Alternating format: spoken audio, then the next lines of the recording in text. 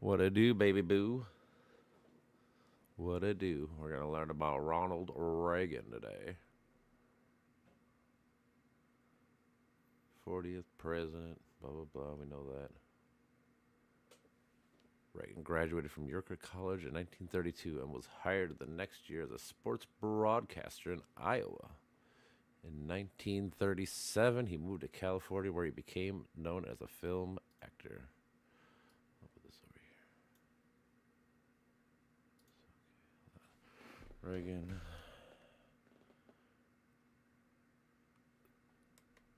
Sports broadcaster in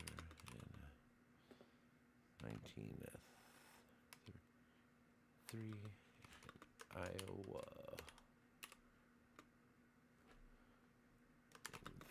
37 moved to California to become an actor. All right, during his career, Reagan was president of the Screen Actors Guild, SAG twice. So,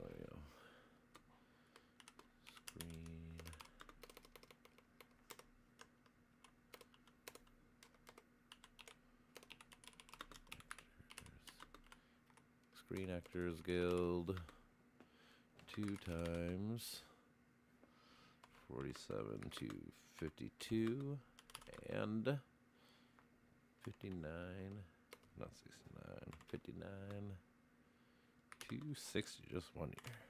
All right. In the 50s, he hosted GE Theater and worked as a motivational speaker for General Electric's Reagan's A Time for Choosing speech during the 1964 election launched his rise as he is a leader. So I got to look into that more. Okay. A time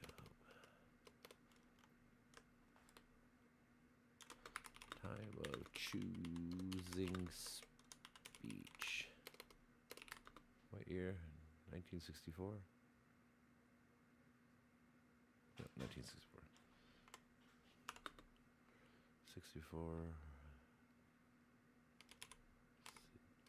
Presidential election. Okay.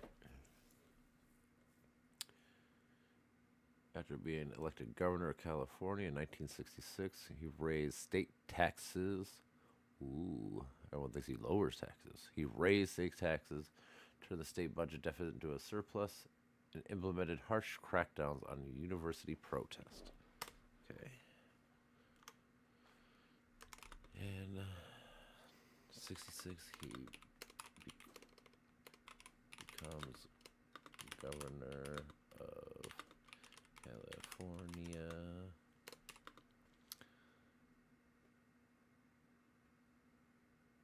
He raised taxes and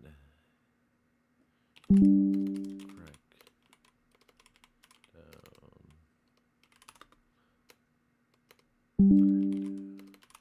on university protesters.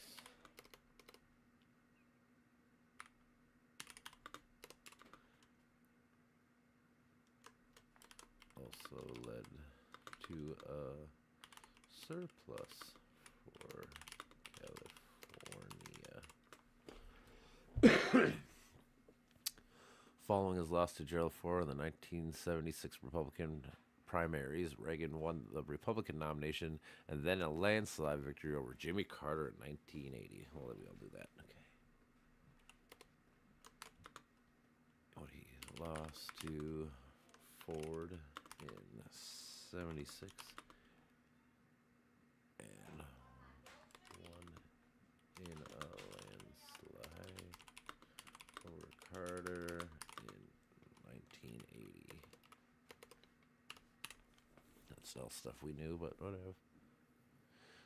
In his first term as president, Ronald Reagan began implementing Reaganomics, which involved economic deregulation, cuts in both taxes and government spending during a period of stagflation. That's definitely what we got to get into.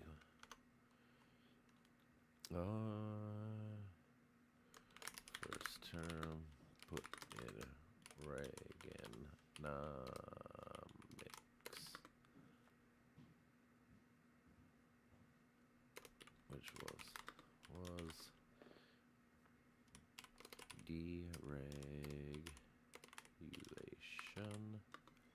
deregulation and cuts in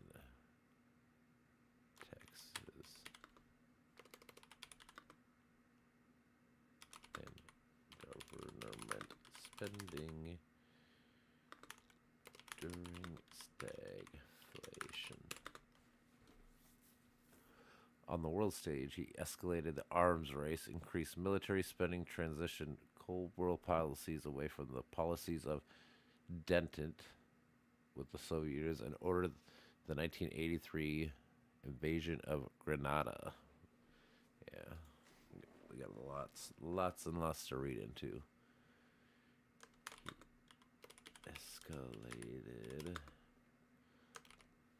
arms race. Increased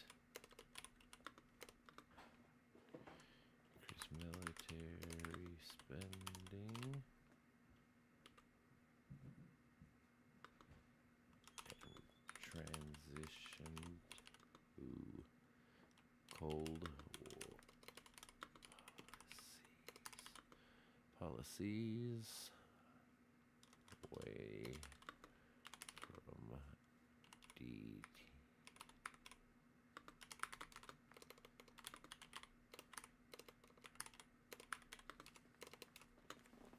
Okay.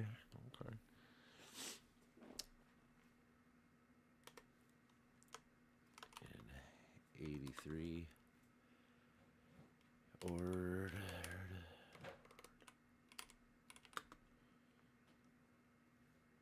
the invasion of Grenada. He also provided an assassination attempt. Fought public sector labor unions. I know, so stupid. It's funny.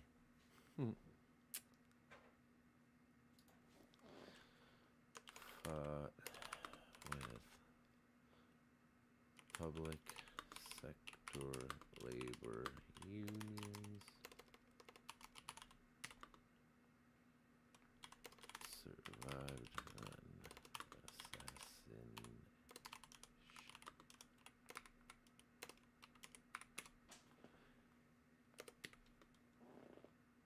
Expanded the war on drugs, which is always stupid.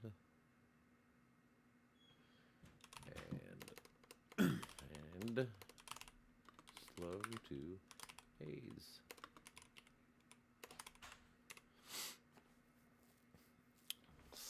Slow to the AIDS epidemic. In the 1984 presidential election, he defeated Walter Mondale in the biggest landslide ever, which we all know that. 84 election. He beat Walter Mondale.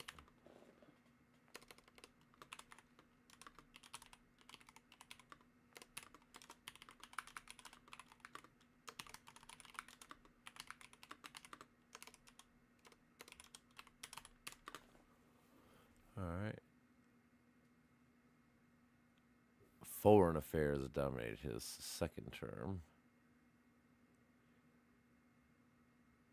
86, he bombed Libya. Okay, oops.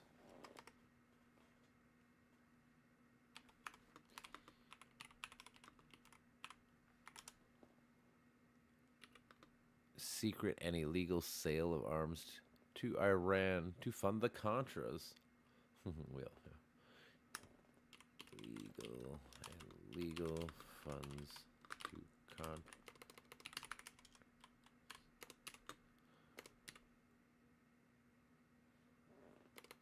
and talked with Gorbachev.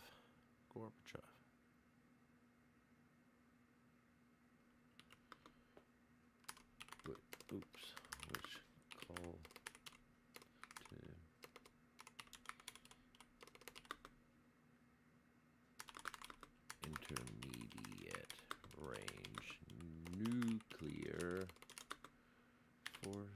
this treaty. Obviously, it's a no long-range fucking assassinations, I'm assuming. I know Star Wars was going on around that time. What the fuck?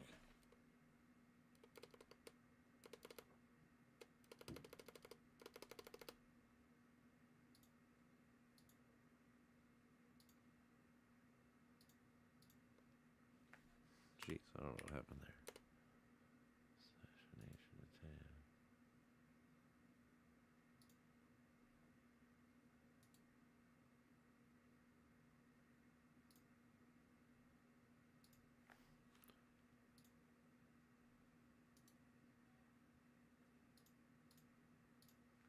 Okay, okay. Reagan left the presidency in 1989, the American economy having seen a significant reduction of inflation. The unemployment rate had fallen, and the United States has entered its then longest peacetime expansion. At the time, same time, the national debt had nearly tripled since 1981. So, okay. Looks like spending helps, but don't tell that people now.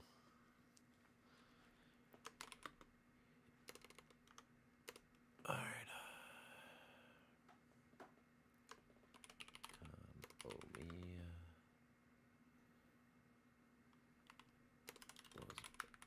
was off and inflation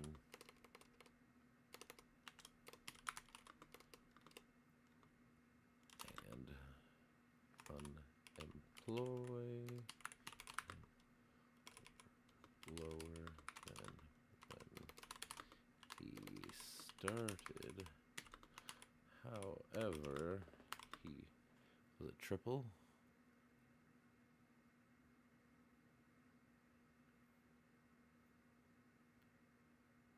Yeah. Or the national debt nearly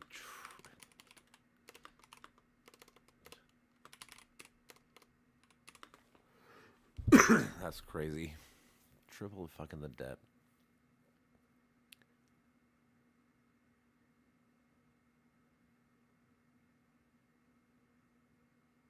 Mm.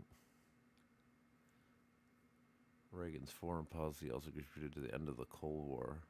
Though he planned an active post-presidency, it was hindered after he was diagnosed with Alzheimer's in 1994 and his physical and mental capacities gradually deteriorated, leading to his death in 2004.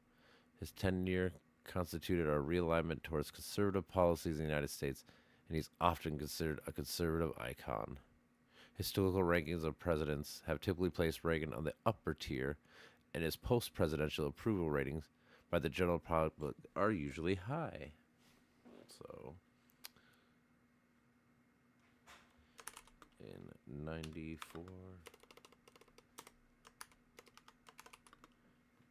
94, he was diagnosed.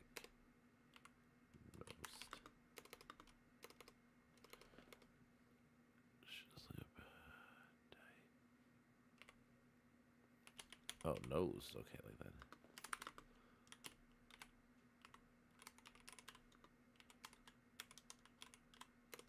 Disease.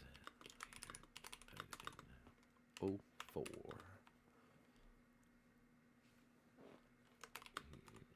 He is usually ranked high on presidential list.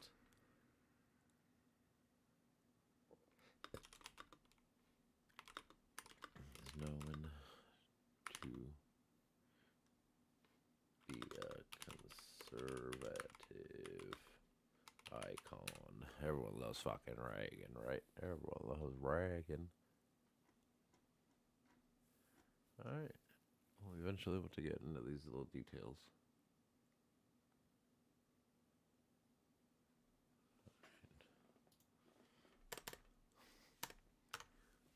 Alright. I guess we go into this broadcasting and shit for now. I guess who really cares? I do need to look up all that. Earlier, I was in apartment in Tapioca, Illinois. Was committed to the disciples of Christ. Protestant, but she believed in social gospels. She led prayer meetings and ran midday week prayers. Man.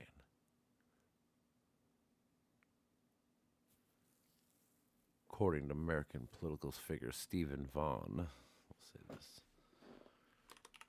According to Stephen Vaughn.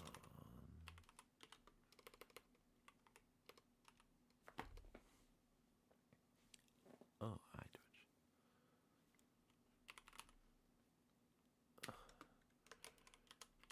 Can values his pastor the first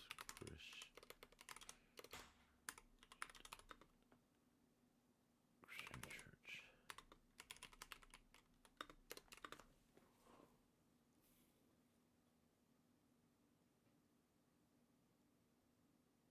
Jack focused on making money to take care of his family. That was later complicated by his alcoholism, so his daddy was a drunk.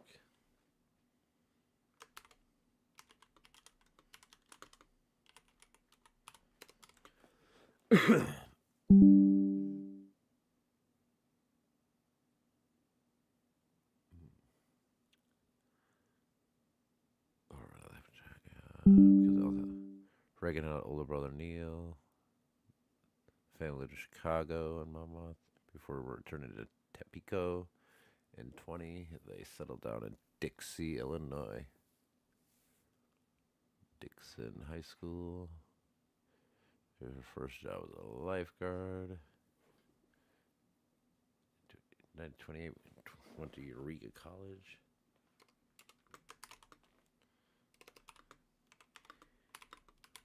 To school at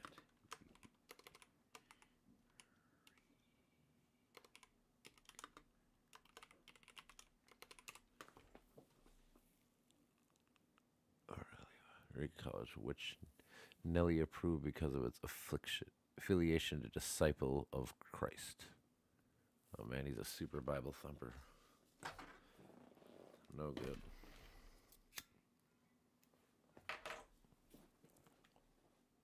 He was a mediocre student who participated in sports, drama, and campus politics.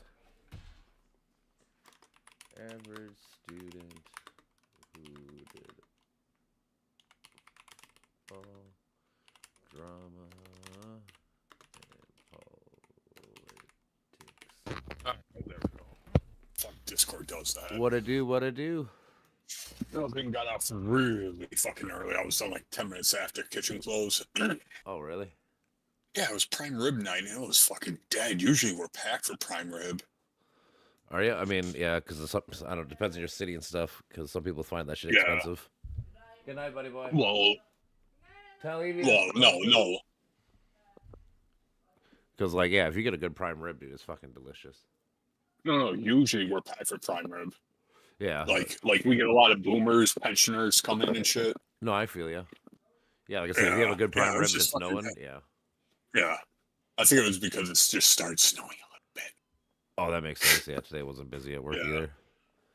Yeah, and fucking Saturday's gonna suck. Let's see, we got a party of 100 at noon, which I don't have to deal with other than the dishes, and then a party of like 45, 50 coming in at 4. Tomorrow? No, Saturday. Oh, Saturday? Yeah. Yeah, good thing I'm just on at least you dishes. know. Yeah, that's really good. Did they fucking like pre-order? Because sometimes like big groups like that. Yeah. Okay, so at least you kind of have an idea, so it makes it a lot easier. Yeah, like we got the desserts ready and all like the cold food and shit like that ready. I feel you. Yeah. I love you too. So the big thing is, as long as everybody aces in their places and communication, and nobody gets too flustered, should be good. Fuck yeah. Well, that's the thing. Yeah, as long, like I said, you guys got, you guys know it's coming, so at least you guys can prep a lot of the main shit you got to do. So hopefully you just got to like finish it that day. Yeah. Dad, guess what? I had Valentine's press on nails. Okay. Guess what I'm gonna start doing? What?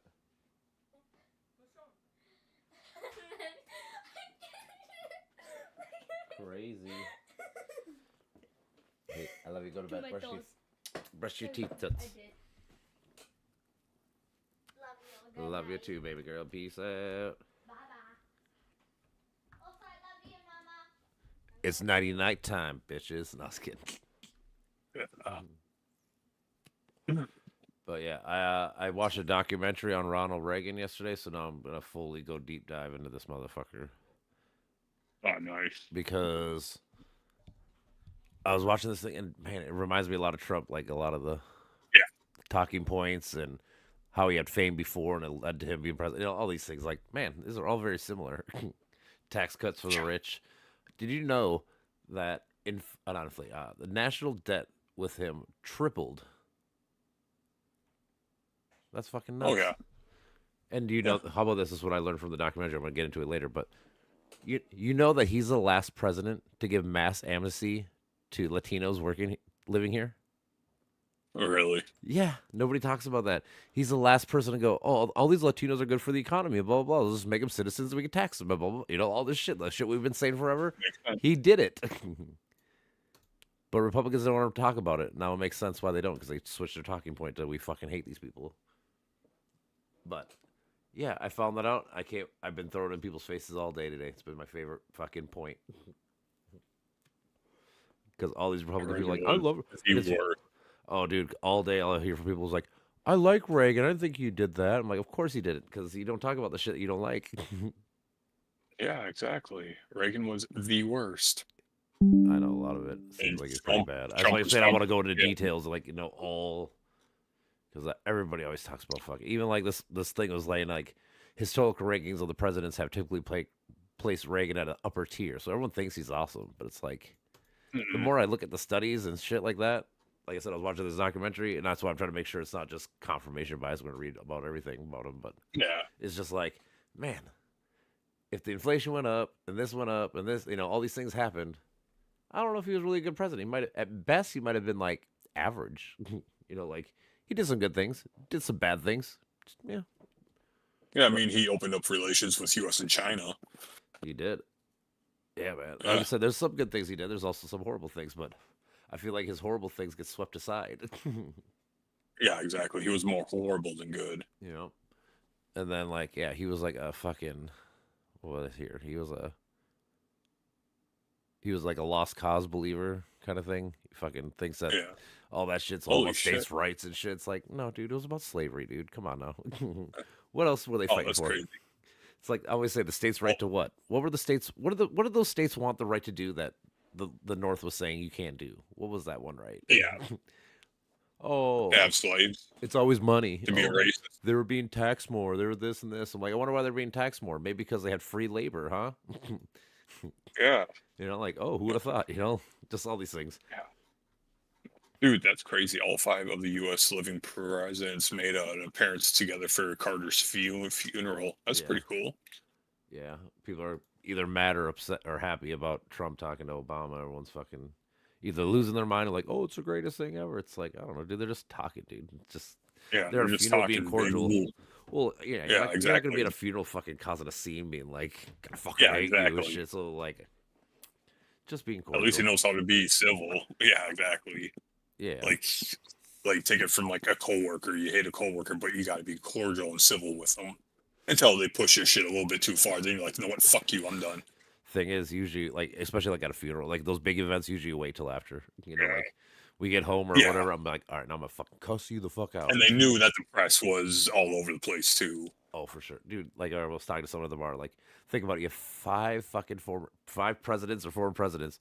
You know how many Secret Service motherfuckers and shit are at this event, dude? Like that building had to be the most secure building in the world today. Yeah, probably. Well, other than the Vatican vault. Yeah, dude. Yeah, I'm just saying. Like, dude, there's 5 former presidents. That's 5 different fucking Secret Service Yeah. intel and shit.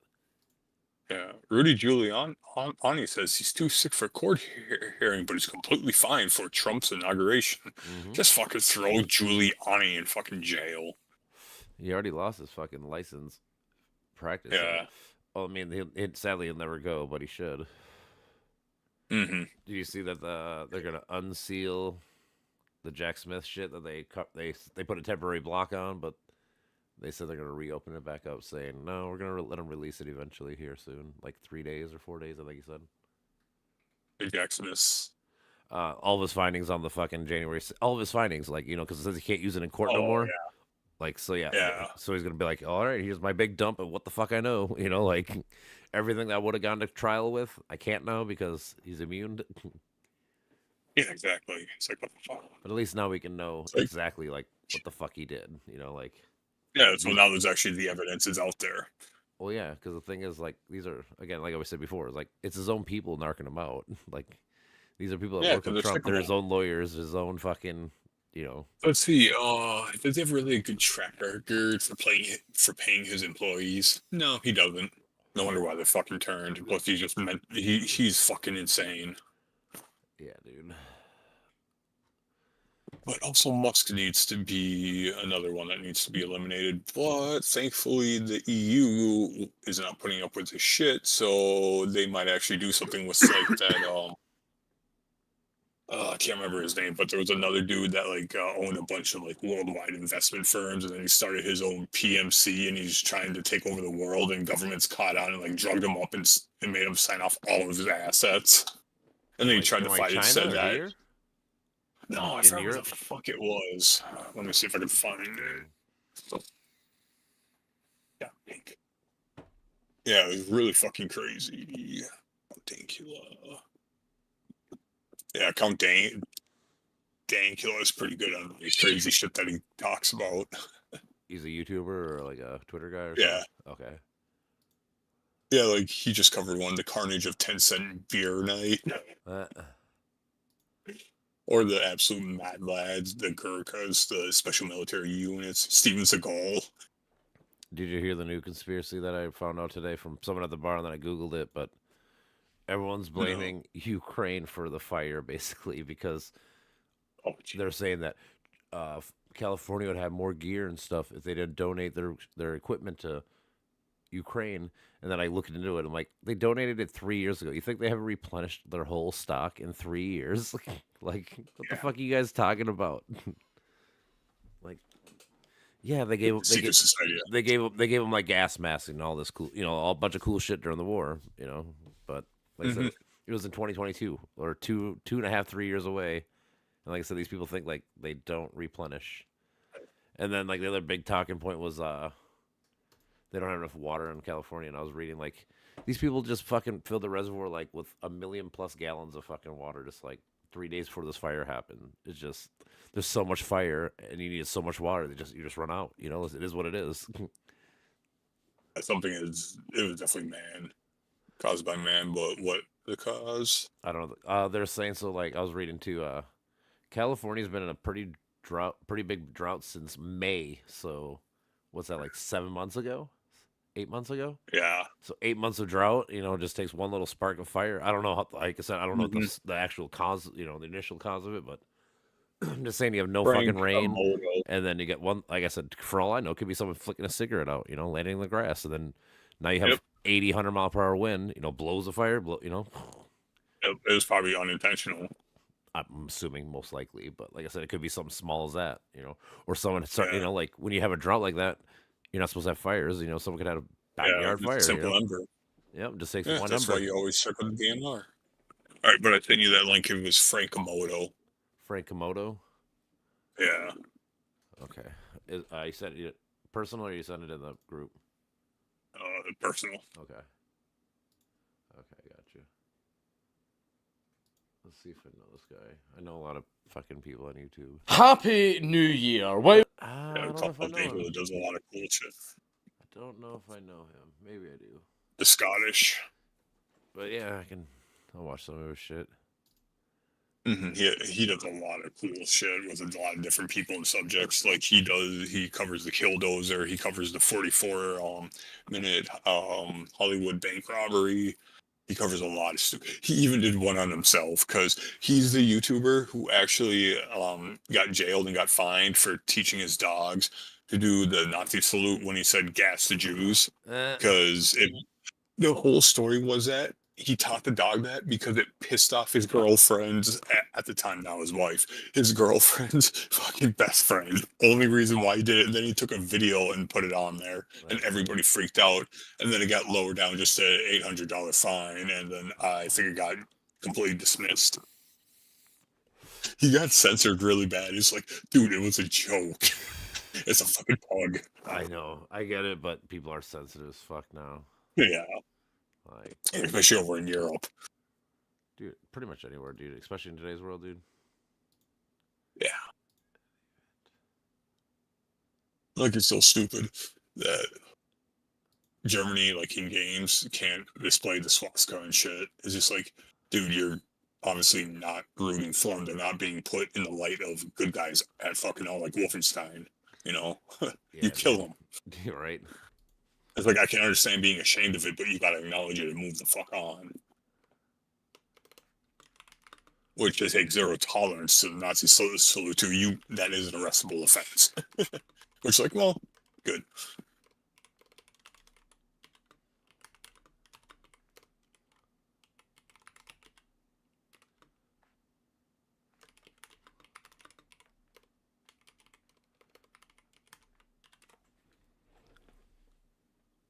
Yeah, but when I get paid, I'm definitely buying that Deny, Defend, Oppose What book, do you?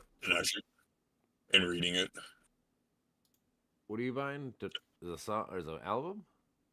No, the actual book, the Deny, Defend, Oppose, what insurance claims and how they, or no, how insurance gets out of paying claims and how you can stop it or some shit like that. Or what you should know. Yeah, I mean, I should. Is it a book then? Because I like, yeah, Yeah, I guess that's part of healthcare shit. I need to get into more again. Yeah, That's my yeah, that's the problem. My brain, I'm scatterbrain. I fucking go off on tangents and Yeah. want to learn everything at once. But yeah, like I downloaded the ebook and I read like the first couple of pages on it. It basically explains how insurance acts like a bank. Tink, what are you doing? Tink is Basically, swimming yeah, on the table. Tink, you're an idiot. There's a cat swimming on a wooden table. It's on her side. Just, you're gonna fall off, and I'm gonna laugh.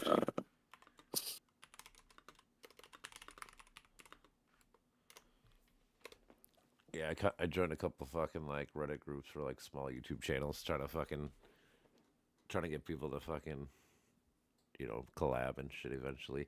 But sadly, I got to do all these fucking like, because every time I join a group, it's like, oh, you gotta have 30 karmas, you gotta do all these things. So like, I have to like, comment, do all this shit right away to fucking get enough to be able to join their shit. Like actually, where I can post my own stuff.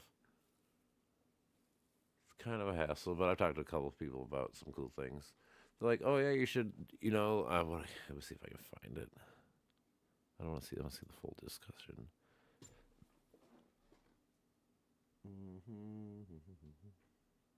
Oh, geez, that's a good one. They actually found a good fair fight for a Space Marine, other than the Doomslayer. Oh yeah, Space Marine or Warframe. So, yeah, this dude gave me an Eastern Conference contender. He gave me a guy on Facebook, or not Facebook, on YouTube, called Tail Foundry. But he's like, this is the kind of shit you should do, maybe, because I was telling him what we're into, kind of like philosophy and shit. He was saying, you might want to try sort of a philosophy style of content in which you argue all sides exhaustively. For example, there's a great video here that sort of deals with that sort of thing. Just pick a point and debate it with the audience expectations. Basically, you make all the good, all the bad. You just do it yourself. Basically, you debate yourself. Like, you know what? If I was reading about this topic, here's all the cool things. But here's also the horrible things. And then, if I was going to argue with myself and just go meticulously over topics, Mm-hmm. And then, like I said, he sent me a YouTube video I should watch called like the immortality scam or something. I don't know, but either way, dude. This is funny. George W. Bush and Laura completely ignored Trump to give Obama a friendly belly tap and greets everyone else. Dude, I bet, dude. Dude, George fucking W. Bush. Well, because the thing is, dude, he's Bush is not the same fucking Republican as what they are. That's the thing. Like, they're not even close to the same. No. I got this.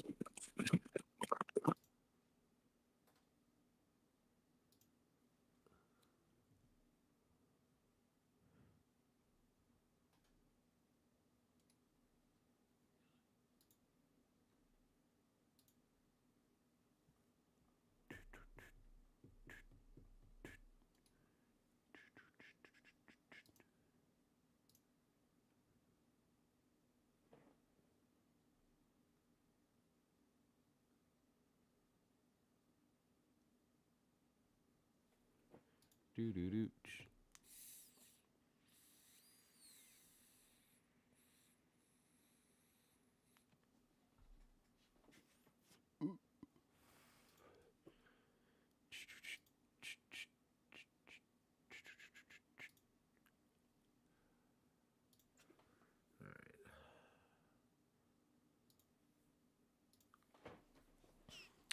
Early life still.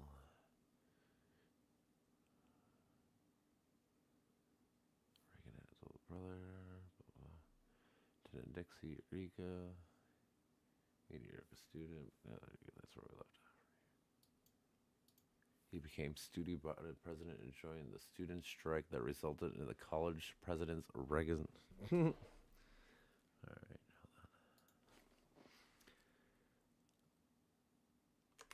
He became student president.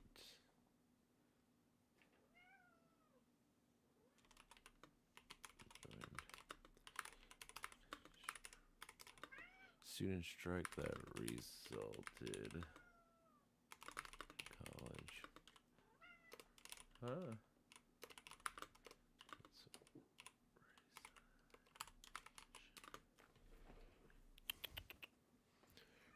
Reagan was initiated as a member of the Tau Kappa Epsilon.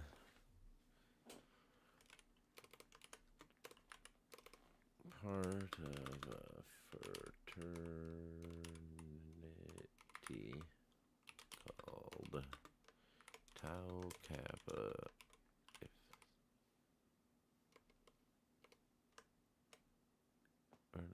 EPI.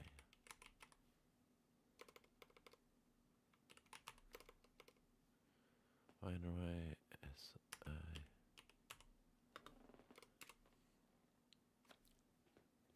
And served as president of the local chapter.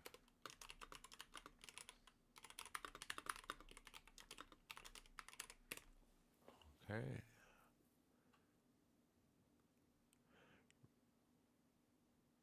Reagan played guard position for 30-31 football team and recalled a time when two black teammates were refused service at a segregated hotel. He invited them to his parents' home nearby in Dixon, and his parents welcomed them. At the time, his parents' stance on racial questions was unusually progressive in Dixon. Reagan himself had grown up with very few black Americans and was obviously oblivious to racial discrimination. Well, that's nice. I'm glad he can help out a brother.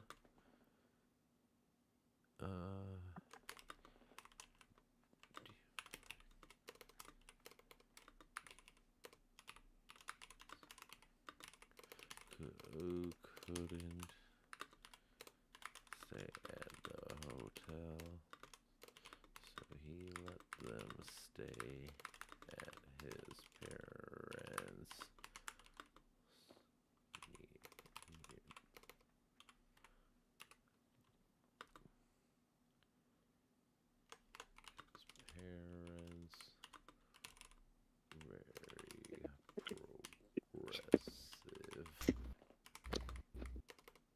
What, Arrested Development?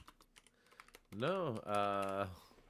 Apparently, when he was in college in 1930-31, he had two black football teammates, and they went to a segregated hotel, and so they wouldn't let him in. So he actually invited him to his parents' house in Dixon, Illinois, and let them spend the night there.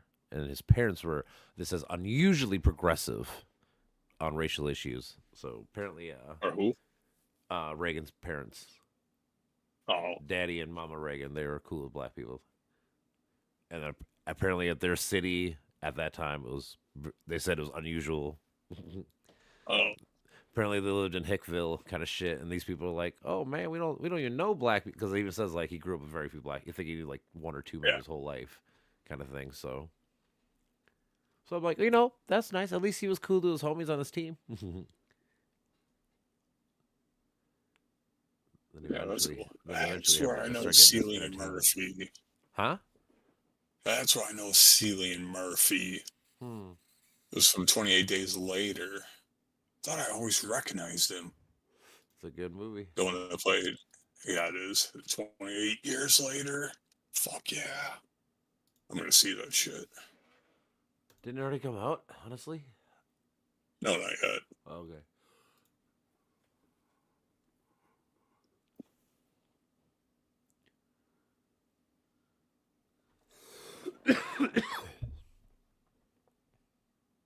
I think it's coming out in March, I think. In March. In March. Yeah, I believe if that's right.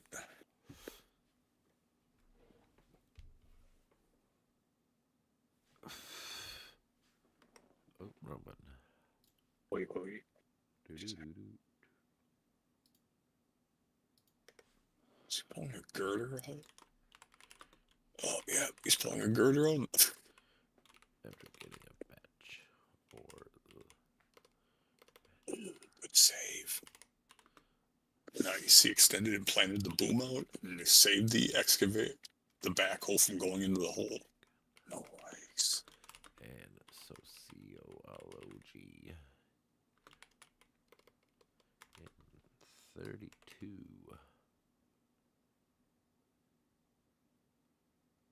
His first job was a games color commentator for Iowa University in Davenport, Iowa. That was Reagan's first job post college. Oh.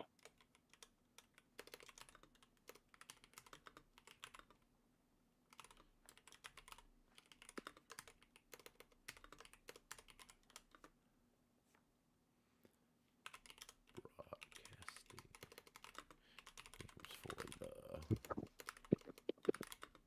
Big Ten Conference.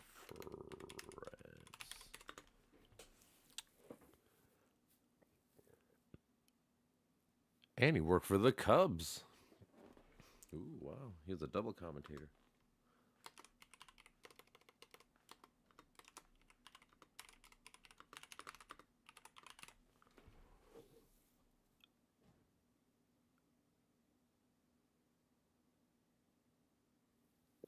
He ought to express his opposition.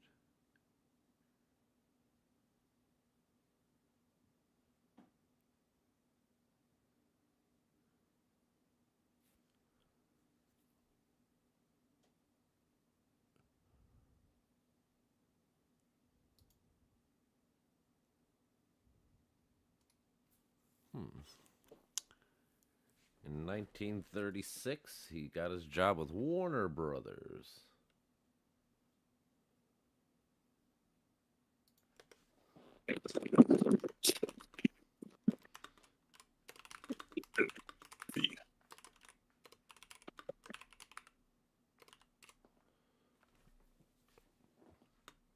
Damn.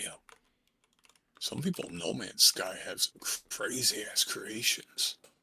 I bet, dude. People are creative as fuck, dude. I used to be, and I got really depressed, and I lost it all, Yeah. and I became Logic. Sometimes being depressed helps, though. I mean, some people that does help them actually, Yeah. in a fucked up way. But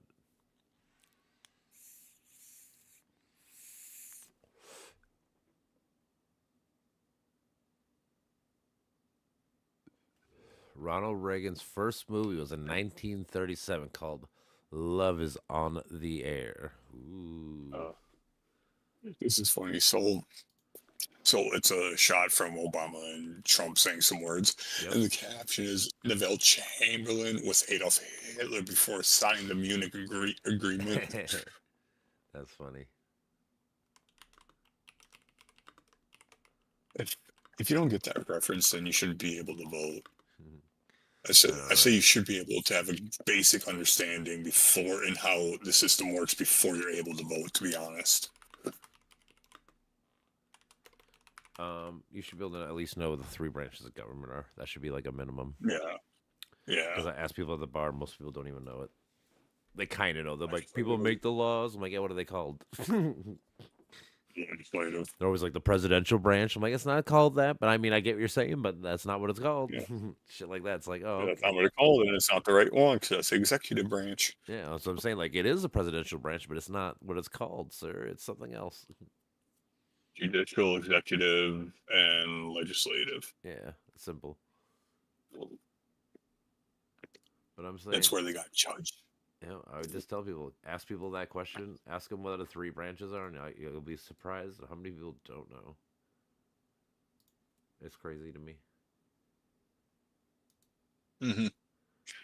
Like It's I depressing. feel like this is shit we learned probably like in 7th, 8th grade, like at least the beginning of it, you know? Yeah, I remember doing that, and then in I think senior year, I had to take a social studies course. Yeah, law and econ. Yeah, well, econ was Yeah, separate, but those which are I yeah, but fucking I'm saying those 2 classes are the 2 classes you had to do your Mhm. senior year. Yeah, and I fucking aced econ. See, our teacher was cool. You only had to do one thing the whole year. You had basically had to write like a 35-page paper, but you had all year to do it. Like so in class, we didn't do nothing but just Oh, bullshit and stuff. He's like, well, whatever. Like so, what my topic was for I pick was, the rich are getting richer, and the middle class is going lower. mm, Like there's the middle the lower, like basically there's no middle class anymore. And I was talking about that yeah, shit in like in what 2005, 6. We're still yeah. talking about it now, 20 years later, same topics. Hmm. It's funny how Even nothing ever worse. changes really. Yeah, my econ was we did a virtual stock market, and we got virtual 500 bucks or Yep, 5,000. 50,000, Okay. no 50,000, and then we had to invest in the stock market Yep. depending on our gains or our losses. That's what our final grade was. A Hmm. lot of people got Fs. I got the highest grade. Dude, I dig it. Fucking fucking by the end of the semester, I think I doubled my money Yeah, dude. because That's only like 2 because I was months. reading the paper. Yeah, yeah, Yeah. I was reading the paper, and this was when Sprint was buying out. Sprint was being bought out by somebody. I forgot who. Yeah. And I'm just like, I'm gonna put all my stock in the Sprint since And it that's gonna blew it. skyrocket. And it just fucking blew up. And I'm just like, yeah, it only jumped like $1, but Yep. percentage Yep. wise, That's it was all that fifty matters. percent. Yeah, that's all that matters. Yep, I What's put a shit ton on that. what's it called? We had a class. The website was called Stocks Quest. I'll never forget it because I thought that was so interesting. So I Uh, started fucking with it outside. But yeah, it was same thing, where they gave us mhm, whatever 100 grand, whatever it was. See what you can get. And I kicked ass on that too. At the time, I was yeah, buying like an Apple and shit. I'm like, oh yeah, it's a brand new company. It's gonna be awesome. And then turned out to be really, really awesome. Like, oh shit. If I'd have well, known not a back brand then new. how awesome it would have been, I'd have actually put real money in it. Hmm. Same with Bitcoin. Yeah, I'm anti all that shit, dude. Even if I would have made a bunch of money, fuck it. Yeah, Dude, I always tell yeah, people, I hate crypto. it's all just rug pull schemes, dude. That's all it is, over and Mhm. over and over. Like the Hakua coin, that's funnier than fuck that All of people them, dude. actually fell for that. I know. I'm saying what people do all the time. Even Bitcoin's the same thing, dude. Like, in order for Mhm. someone to make like 100 grand randomly, a lot of people lost 100 grand. Yeah, Like and that's plus how it all goes. the mining shit too. Hmm. Yeah, I mean, I invested like when I was beginning buying stocks, like Miners. in 2016 or 17. Yeah, I bought a bunch of blockchain shit to fucking. But then that's when I started researching. I'm like, this is nothing, and then I sold out. I was like, fuck that, I'm done with Yeah, this shit. And I haven't since. And people have been trying to get me. Oh, you should buy this. I'm like, yeah, we'll talk about it later. Let's talk about real yeah, stocks. it's like, I want to see companies that make billions of dollars for real. mhm. Not just I hand money to this pile, and whoever wants to grab out of the pile can grab when they want. Hopefully you grab Yeah, out at the fuck right that time. shit. That's all it is.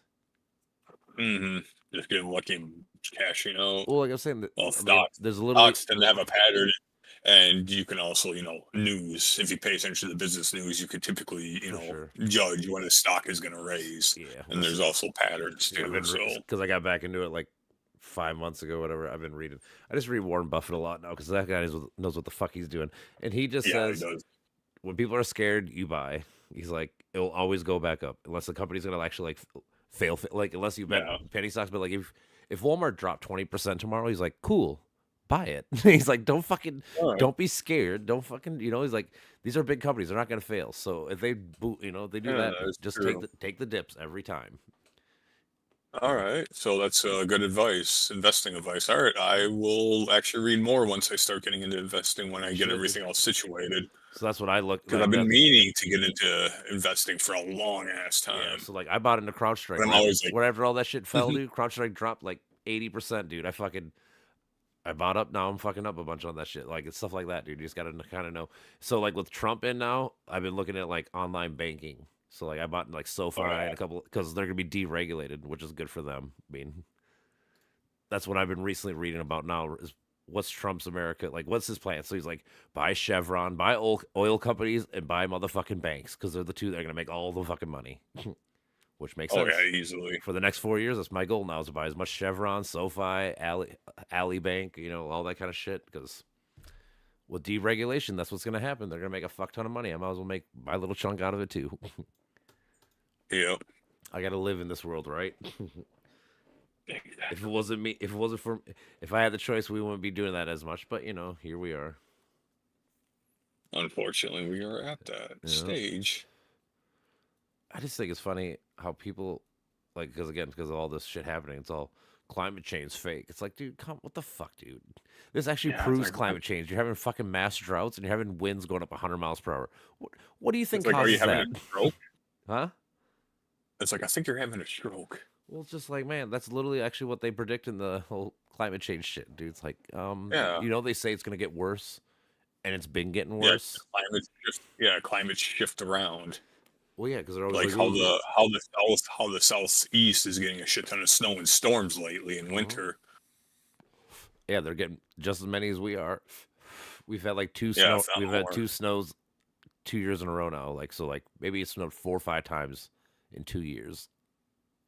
Yeah, And I bet you it snowed 3 times in Texas this year or like the last 2 years. Like Texas is almost No, I'm matching talking us in snow. Virginia, like West Virginia and shit like that. That too. Even like the Kansas shit that Yeah, just they've happened been recently. Mhm. I'm just saying like they're getting as many snowstorms as we are, and we're supposed to get bum fucked in snow. Like we should Yeah, be we we never should got be bum we fucked should be yet. matching Kansas in the amount of snow Yeah. we fall. Like that's fucked up if you think about it. And like I said, it's been like that 2 years in a row now. And all the hurricanes are getting worse and bigger, and again, that's what they predicted. Tornadoes are even getting worse. Yeah, I'm just saying this is tornadoes are getting so people are like, nasty. oh, where is this? I'm like, well, no, that's actually proof that it's happening, you dum dums. Like it's actually that's the evidence we're talking about. These scientists made a prediction, and the prediction's coming true. That's good science. That's trust the the science you science. want in life. Yep, trust the science. Always go with the science, even if it says it's different now, because they challenge themselves. That's the whole fucking point of science. Well, Is challenging different models the and thing is, and unless you're smart enough theories. to actually, now you can challenge science if you actually know what you're doing. Like, you can't be the moron to do it. Like because I'm stupid at this shit. I don't fucking know, so it'd be almost impossible. But like, if I had a good, decent science background, I could actually do experiments and shit. Enough. Maybe I could, debunk it or talk about it because I have some insight. Or try like a hypothesis, like despite even if you don't have a science background, you can always challenge it as long as you follow the scientific method. The scientific method. Yeah. Yeah. Well, I'm saying, And I don't have enough science background to truly try to debunk these motherfuckers. Yeah, to get because I always say I have rudimentary knowledge of all this shit. But like I'm saying, there might be a guy 2 houses down from me who maybe went to school for fucking science or something. So maybe he could actually do some real studies and try to do something to debunk it because he has some knowledge behind it. But like I said, Joe Blow, that like me or most people that I fucking know, they have no background in it. So what the fuck are you gonna tell people? Like it's their job, man. I always say it's their job. Would you want someone to tell you that you're doing your job horribly and they can do it way better than you and they know nothing about your job? Same idea. Yeah, exactly. Like if you're a cook, you don't want someone going back there and be like, oh man, that steak, you should really just add this 3 more flakes of fucking salt and 2 more flakes of pepper and this and this. Like, dude, shut the fuck up, dude. You don't know what you're talking about. Like, unless if you're actually a professional chef, then I'm not listening to you. Well, yeah, if you're Gordon Ramsay or something like that, Bobby Flay, yeah, sure. But exactly. I'm just saying, my customer comes back there and be like, you know what? Yeah. Like, shut the fuck up, dude. You don't know what you're talking about. Well, here's the thing. You chose to eat out. We cooked the food. All right. If you wanted it a certain way, then you should have maybe ate at home. Well, I think with lawyer people, right? Everyone's always like, I could be a lawyer, I could do this, which some could maybe because they're good at it. But most people, dude, you don't know what the fuck they know. They know all these laws in their head. Like you have to Google it and read about it now. They already have it, and for you to tell them that you could do their job better than they could do, that's fucking asinine.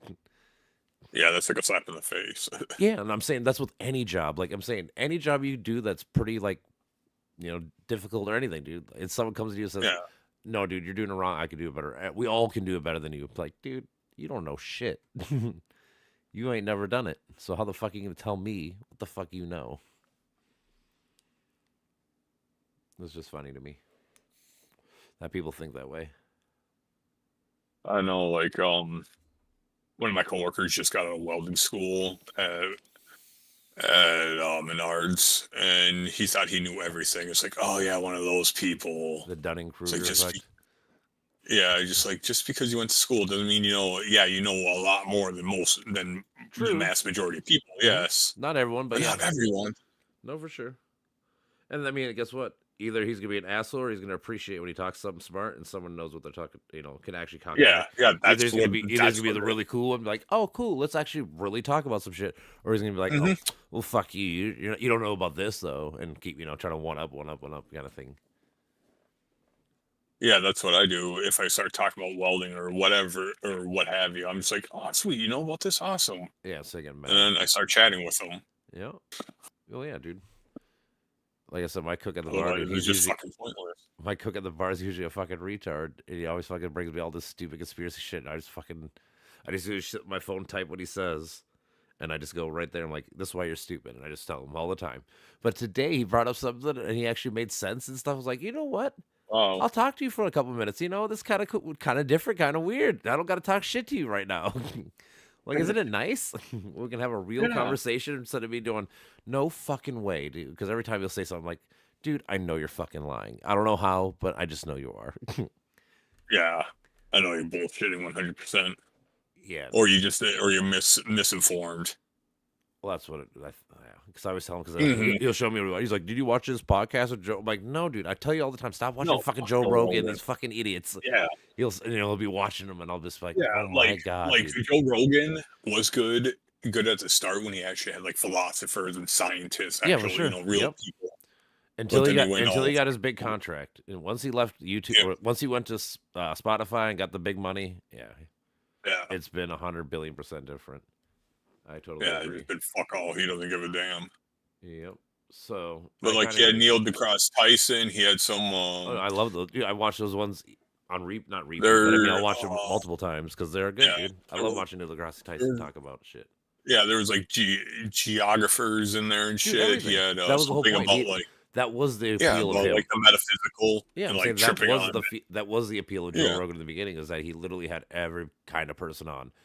So even if you disagree with him today, tomorrow you're gonna have somebody that fucking you'll suck his dick and listen to everything he says, and because that's what he was. He's like, oh, I'll have this person on the stream, I'll have this guy on the stream. I don't give a fuck, I'm just here to fucking moderate and talk and try to poke holes, kind of shit, That's fine. Yeah, that was great. But yeah, now it's all fucking just as comic friends and same shit over and over and over. It's like, oh, Yeah. okay. And it's funny because Brandon's gonna get on. I don't know if he is. But I always thought it was funny. Fucking, what was it? You can listen to Joe Rogan basically debunk flat Earth by using his logic and knowledge, and like all these people have to be, all this shit, right? But then you ask him, did we land on the moon? And then he just throws all that logic and thinking out the door. And go, nope, we didn't land. Like, dude, remember how you just said, like, how many people have to take a conspiracy, all this, like all the things you just said for this, it's the same for this, but yet you somehow separated them in your brain, and that's kind of weird. Yeah. He's just a shill. That's all he is, to be honest. No, like I said, with the money, yeah. That is the biggest. Like I said, that's why I would say once he got his big contract, things changed for him a lot.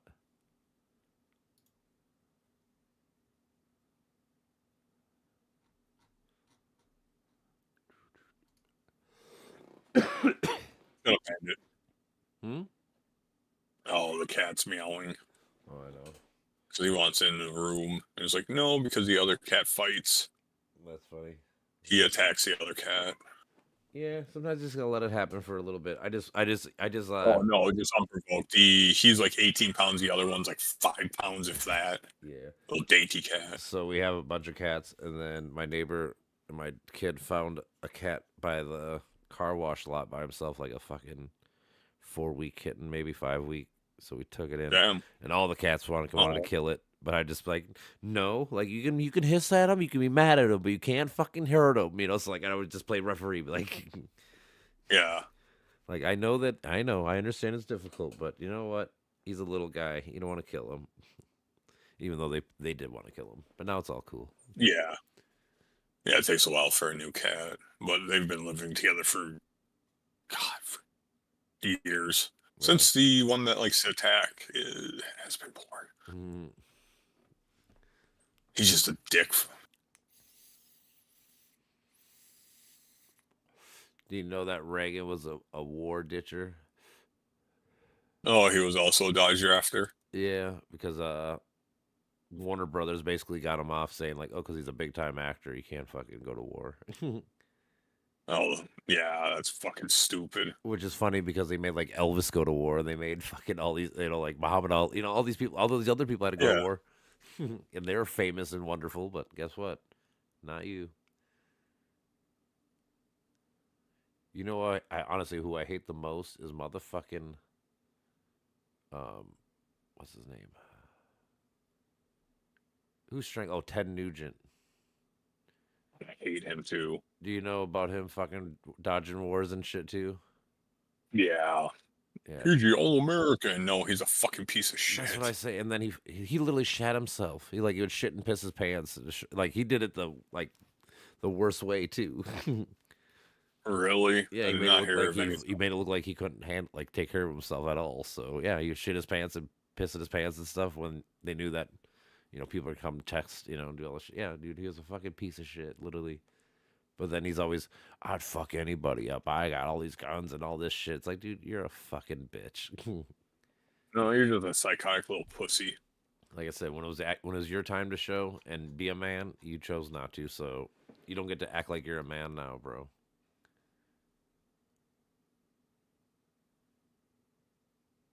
Fucking hate those. Like, dodge draft, at least if you're gonna dodge draft, don't act like you're a hero. That's my whole point. Like, now, if you'd never said anything about it, cool. Like I said, the whole point is his persona is he's the American badass dude. Like, basically Yeah. Kid Rock of the 70s and 80s. Yeah. Like, dude, that's, yeah, I I'm know. just saying, but like, you're going to try to represent this manliness and this and this and this, but yeah, you pussed out when it was your time to do it.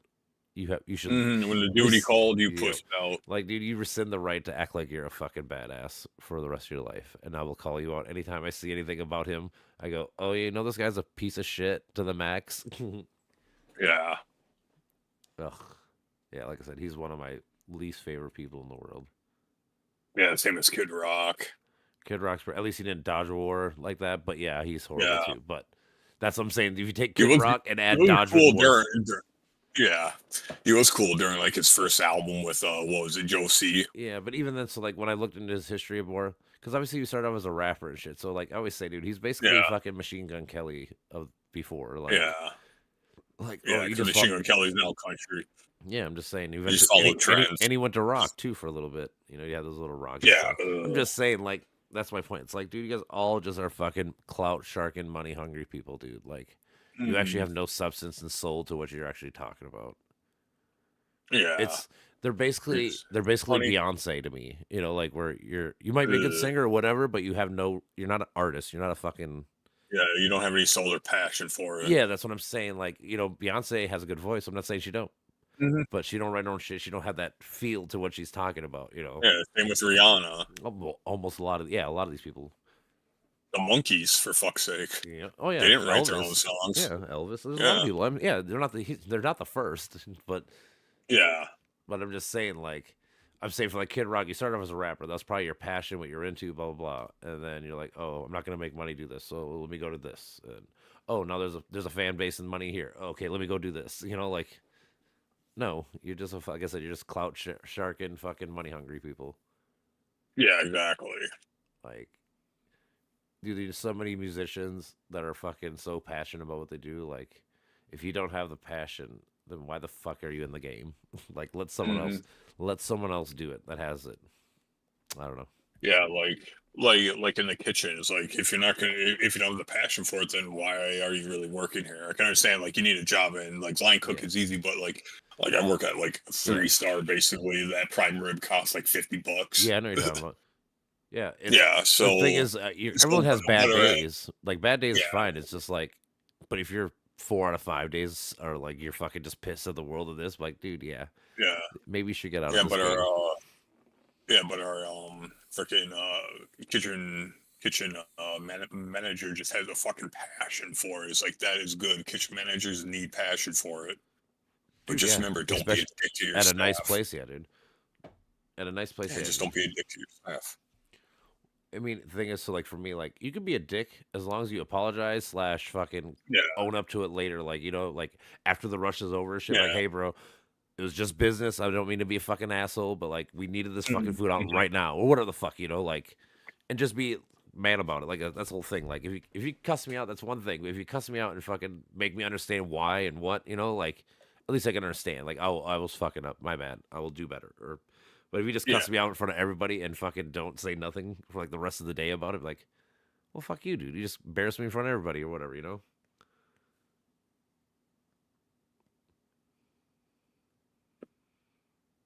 Well, yeah. also, It's you're like what saying the like your restaurant, when it's a nice restaurant like that, you have high standards. So I mean, everything has to be yeah, perfect. It's not yeah. It's It's not presentation. McDonald's.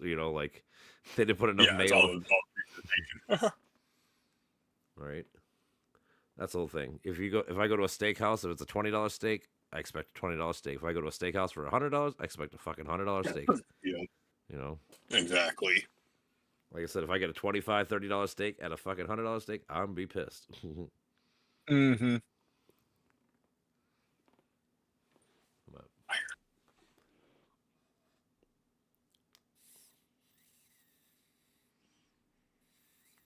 What the hell? Reagan was hired by General Electric's theaters. He worked for GE as a fucking propaganda person. Oh, really? Yep.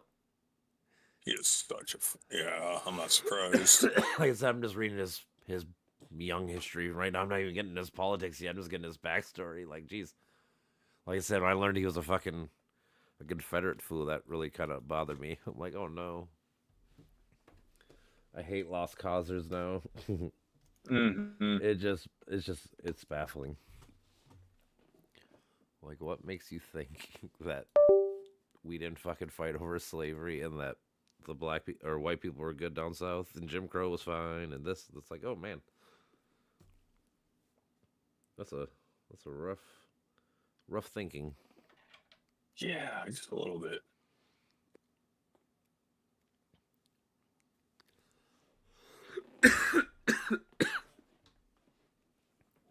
Okay, so apparently can't do that yet.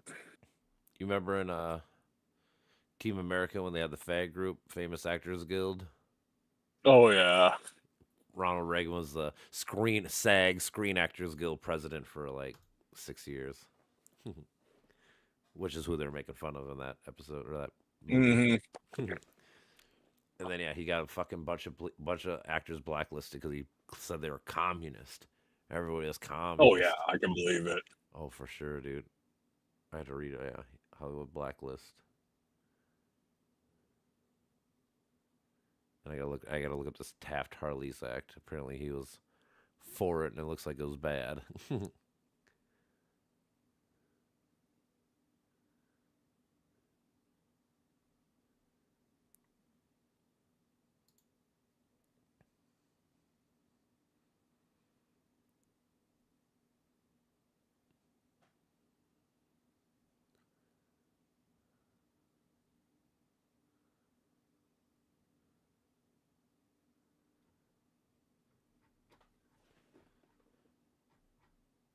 Man,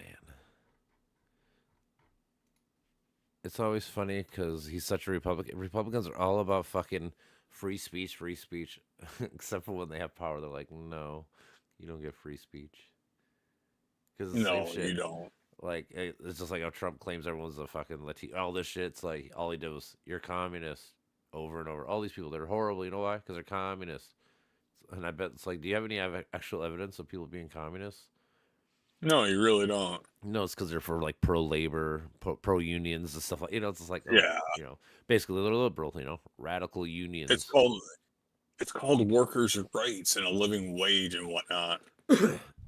Oh, in that documentary, I saw the graph to like how much the 1% was higher than like the rest of us, and then when Reagan got in, it just fucking skyrocketed. Like it was the beginning of just fucking. Oh, here's wealth inequality right here now. Like before, there's some, obviously there's always gonna be some, but it was at least a lot closer. Now it's a lot worse. Yeah. Ugh. Fucker.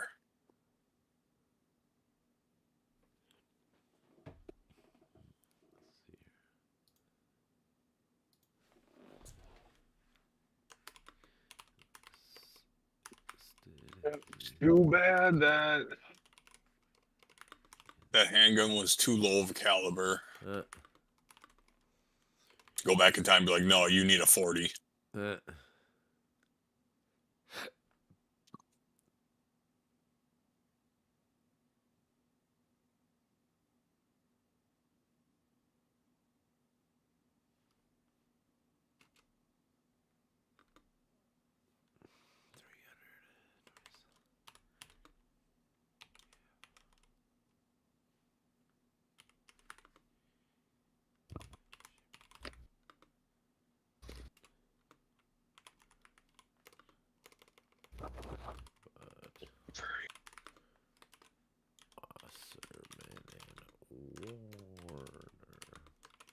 I need that. Thank you very much.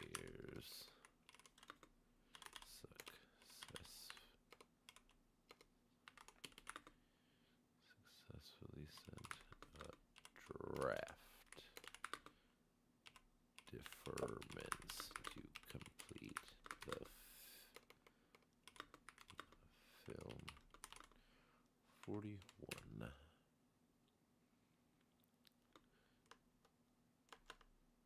To avoid draft dodging calls, they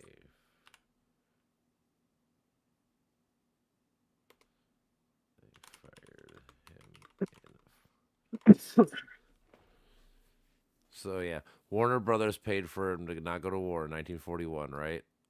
And then a year later, they fired him to make it look like they weren't that he wasn't a draft dodge. Like, oh no, we fired him, and then he just never went to war. That's Right. funny.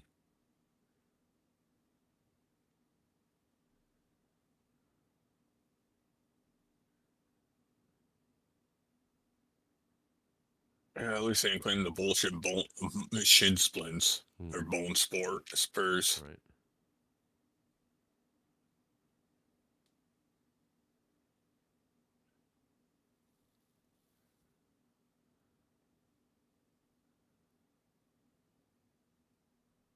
Yeah, throughout all of World War II, Reagan produced over 400 training films for like, what are these educational, Jesus. like little short basically PragerU videos. He was PragerU of the day. Yeah. That's kind of funny. That's why I'm gonna write it down too. Yeah. During the war, he made PragerU videos. Over 400 of them. Jesus Christ, dude. That's crazy. Yeah, that is kind of fucking insane. Right. That's some propaganda bullshit right there. Well, yeah, I mean, that's probably what it mostly was. I should probably watch a couple of videos one of these days. Like, what did he make? Don't worry, guys. Government is bad. Oh, yeah, I was listening to this one guy talk. So, like, in the 60s, you know how everyone was against big business and stuff, want equal rights and all that shit, right? They're saying basically Reagan took that style and that, like, argument and that platform. Instead of fucking doing businesses, he went government. But use the same talking points, the same whatever, like, yeah, fucks everything up. No, it's not business. It's the government. And then this, not the business. It's the government. And then, yeah, just switch the lingo. And then it works just the same, that whole thought process. Getting people to think that way. Hold on. I got to get a couple cigarettes. It's like, do you realize you are the government? That's what I tell people about Trump all the time. Like, the deep state. Like, but he is the deep state now, right? He's already been president, right? Like, he's a part of that club. Do you see that funeral? He was a part of it. Yeah, exactly. He's one of 5 in this whole fucking world. So, yeah. He's in the most exclusive club in the world. All right, I'm going to go roll a couple cigarettes. Be right back.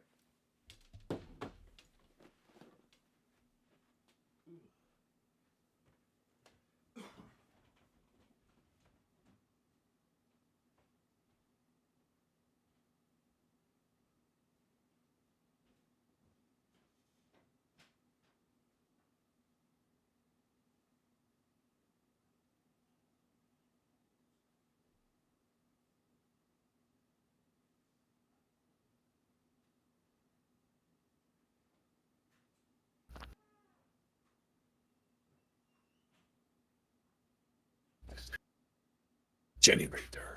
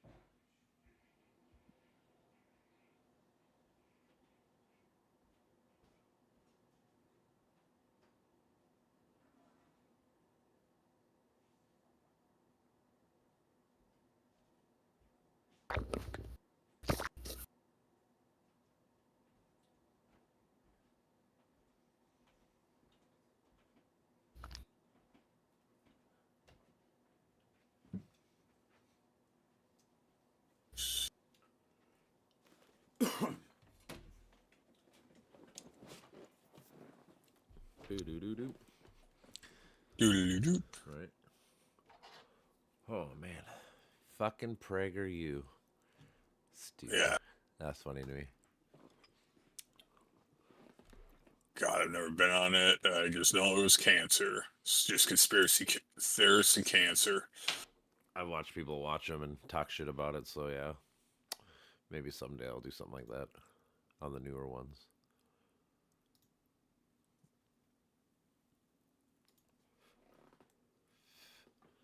Television. Yay, collecting shit. So much fun. Reagan started his career as a Democrat, viewing FDR as a true hero. He was a fan of the New Deal. Oh, where was the flip? Probably when he became rich. Maybe, yeah. He joined the American Veterans Committee and Hollywood Independent Citizens Committee of the Arts, Science, and Professions. Hiccups. Worked for the AFLO to fight right to work laws and continue to speak out against racism in the Hollywoods. Oh, what This is all 1945. Yeah.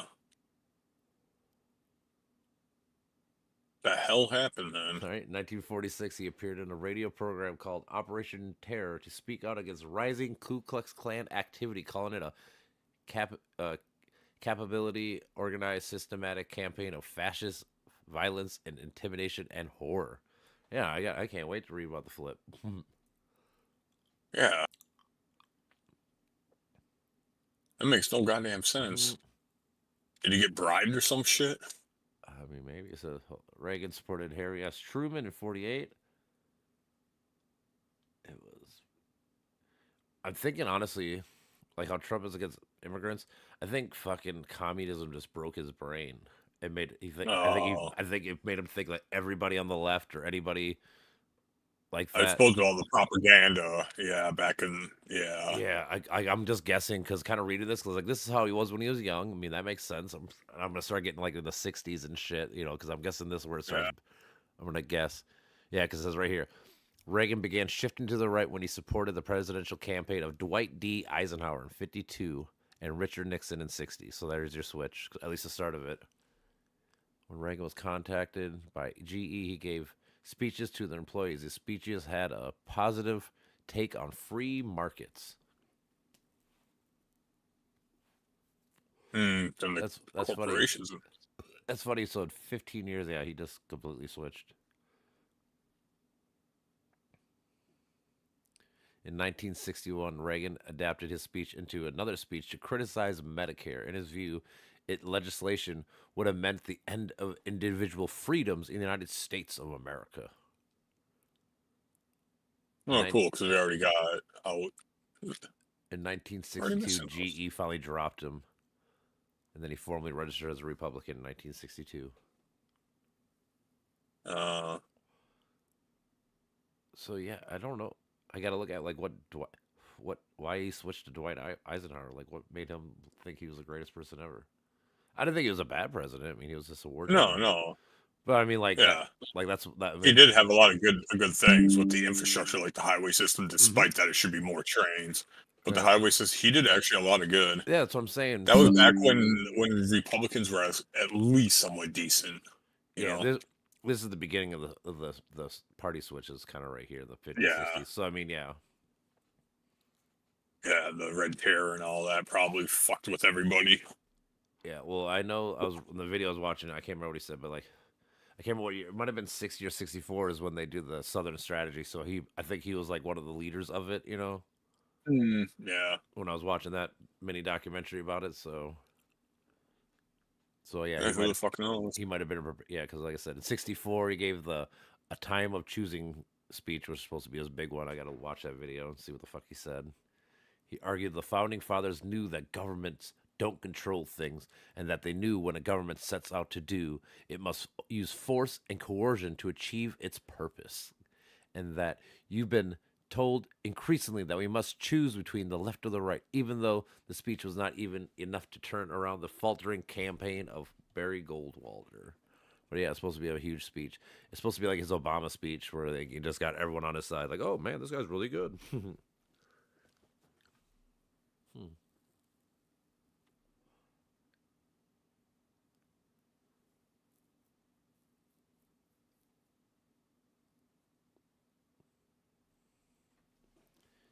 Candidacy for governorship in 66, repeating his stances on individual freedom and big government.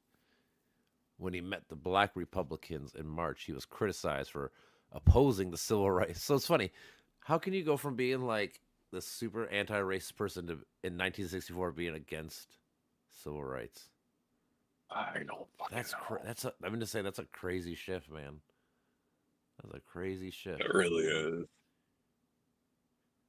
Reagan responded that bigotry is not in his nature and later argued that certain provisions of the act infringed upon the rights of property owners. I wonder what the rights he thinks that black people will get over that. That's so confusing.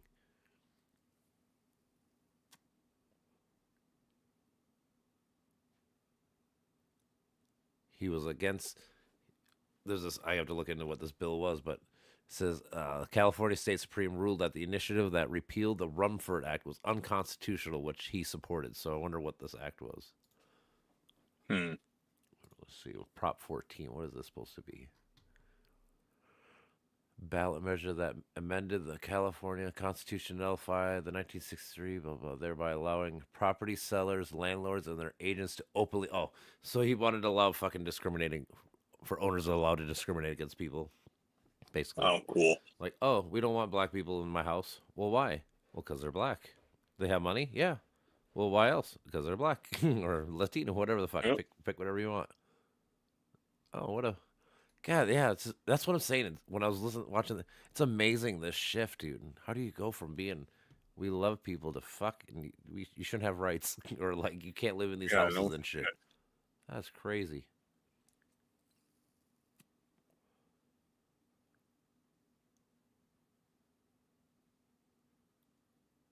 That's crazy. William F. Buckley Jr. thought he had painted Reagan as an extreme. Well, he was. He just wins because extreme shit wins. In his election for governor, he's like, I thought I fucking painted him as a crazy person. Well, you did. They just didn't care. Reagan's general election opponent, Pat Brown, attempted to label Reagan as an extremist. Everyone tries to portray himself as a political outsider. See, that's what I'm saying. Just like Trump, I'm not an extremist. I'm just a political outsider. And charged Brown as responsible for the Watts riots and lenient on crime. Wow, doesn't that sound like Trump? Yeah, it really does. That's why I'm saying I want to go balls deep in all this shit because, like I'm saying, like I feel like these two people are.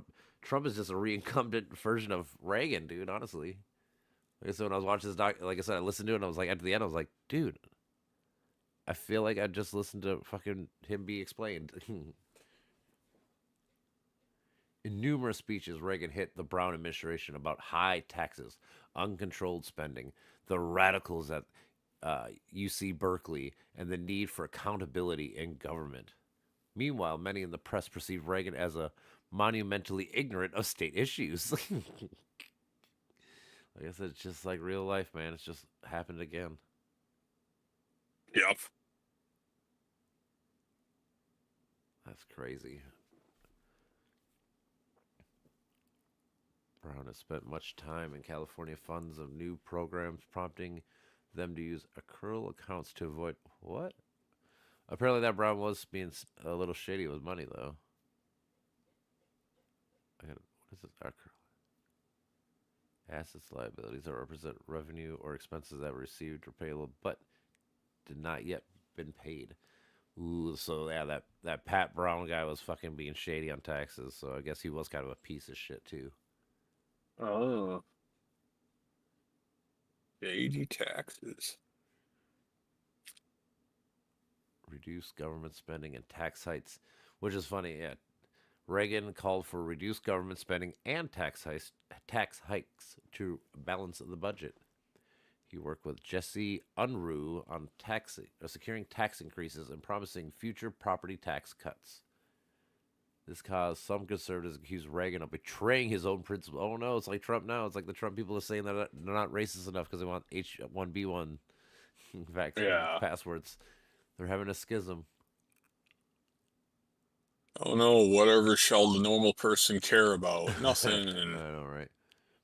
We don't give a fuck. Reagan raised All I know is taxes on must. banks, corporate profits, inheritance, liquor, and cigarettes. Kevin Starr states Reagan gave Californians the biggest tax hike in their history and got away with it. Especially as a person that's supposed to be lower your taxes. Mm-hmm. Lower the price of eggs. Right. Unruh used Reagan's tax policy against him, saying it disproportionately favored the wealthy. Reagan countered that he was still committed to reducing property taxes, and by 1973, the budget had a surplus, which Reagan referred to as "give back to the people." That's funny. Like I said, it's just like what it is now.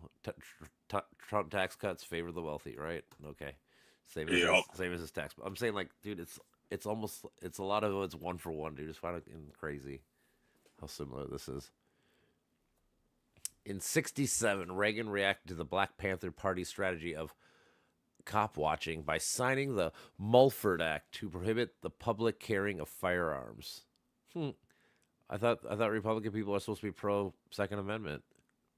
Yeah. Oh, but apparently not. When black people have it, though, you gotta be careful.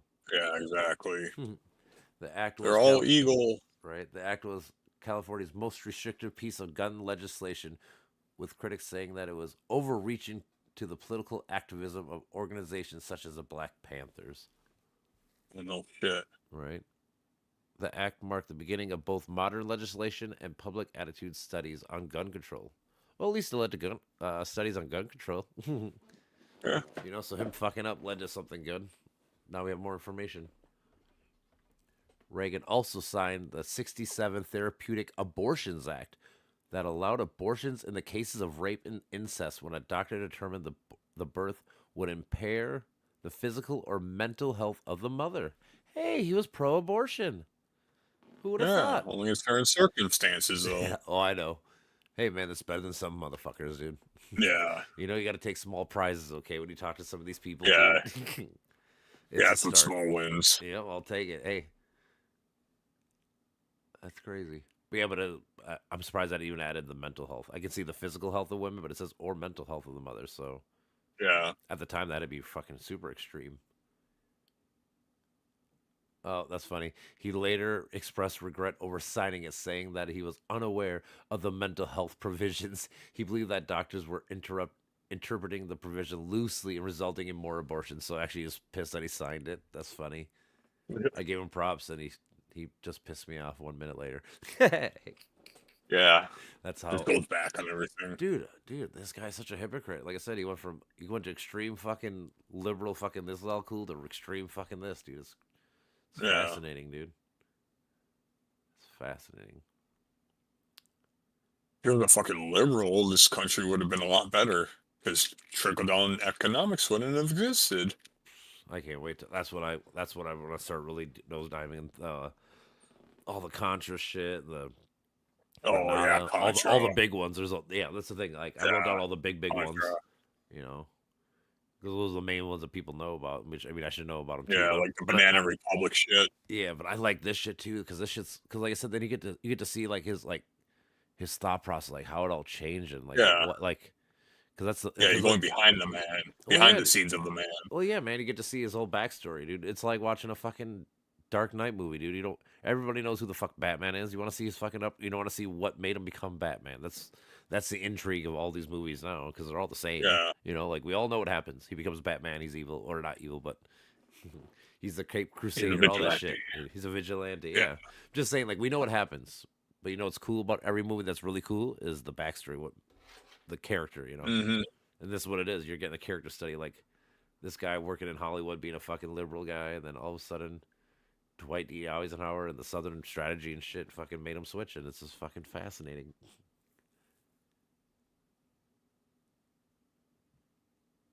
Here we go. After Reagan won the '66 election for governor, he and his advisors planned a run at the '68 presidential primary. He ran as an unofficial candidate to cut into Nixon's Southern support and to be compromised candidate. If there were to be a brokered convention, he won California delegates, but Nixon secured enough delegates for the nomination. So yeah, he was trying to win over. He was trying to win over all the Southern fucking racist people in '68. Yeah. Like I said, he was a big proponent of the Southern strategy. Reagan had previously been critical of former Governor Brown and university administrators for tolerating student Jerry demonstrations in the city of Berkeley, making it a major theme in his campaigning. On February 5th, 1969, Reagan declared a state of emergency in response to ongoing protests and violence at University of California at Berkeley and sent in the California Highway Patrol. In May '69, these officers, along with local officers from Berkeley and Alameda County, clashed with protesters over a site known as the People's Park. One student was shot and killed, while many police officers and 2 reporters were injured. Reagan then commanded the state's National Guard to occupy Berkeley for 17 days to subdue the protest, allowing other students to attend class safely. Crazy. Yeah.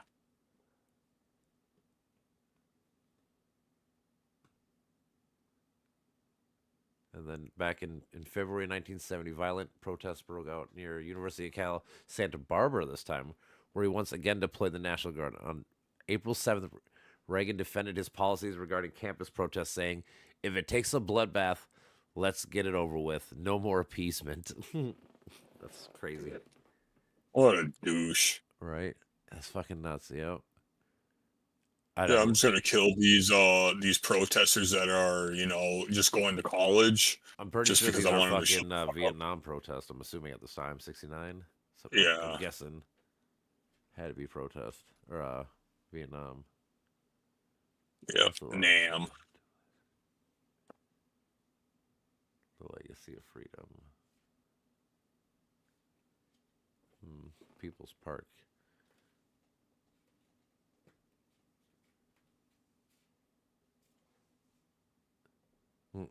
Is known for its radical activism since the 1960s. People's Park.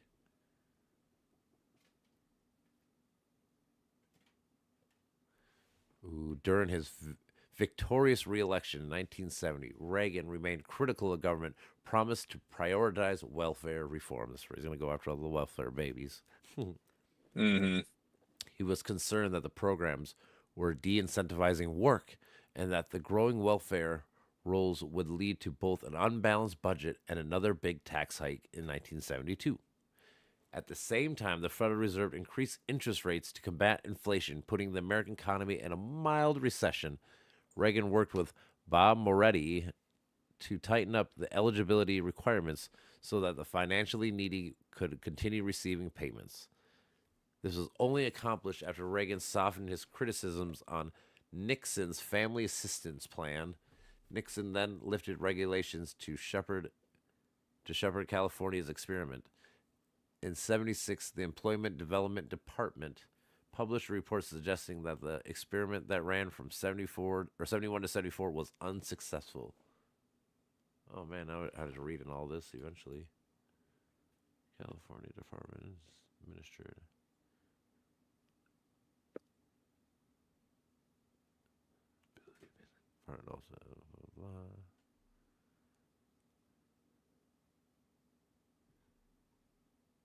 Basically, this employment development department was basically like unemployment back then. Paid leave, unemployed insurance, disability insurance. Okay. Okay.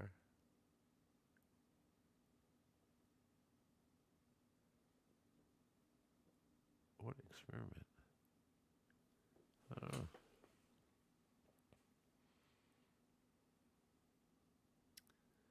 Reagan declined to run for governorship in 1974, and it was won by Pat Brown's son, Jerry.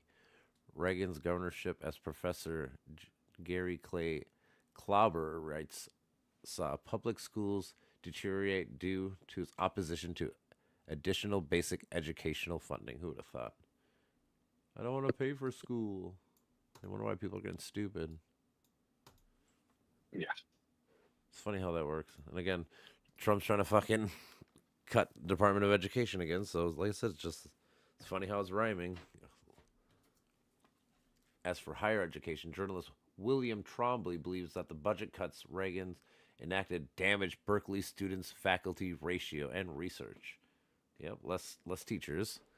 The homicide rate doubled and armed robbery rates rose by even more during Reagan's 8 years.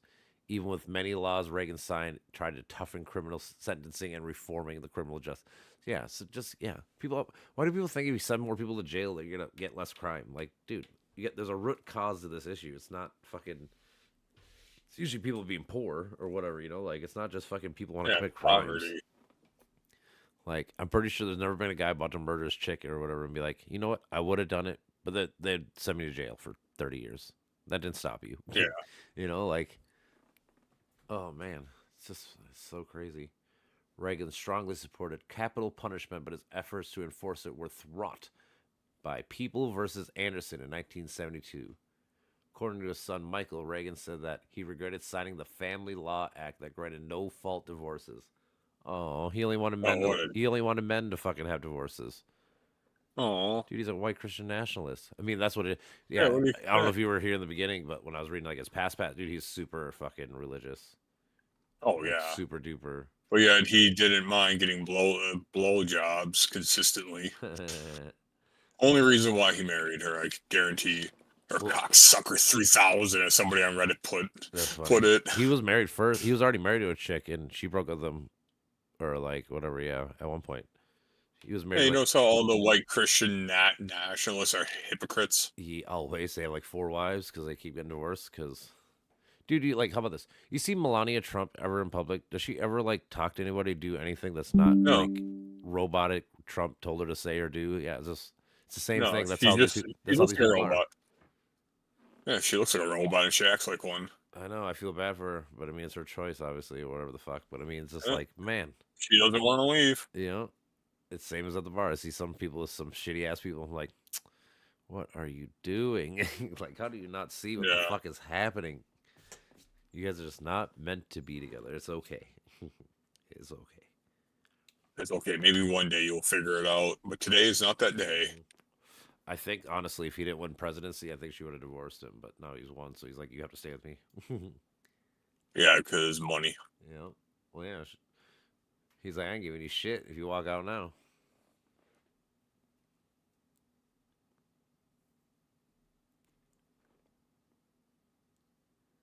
All right, let's hear. 1976. We're getting to the primaries.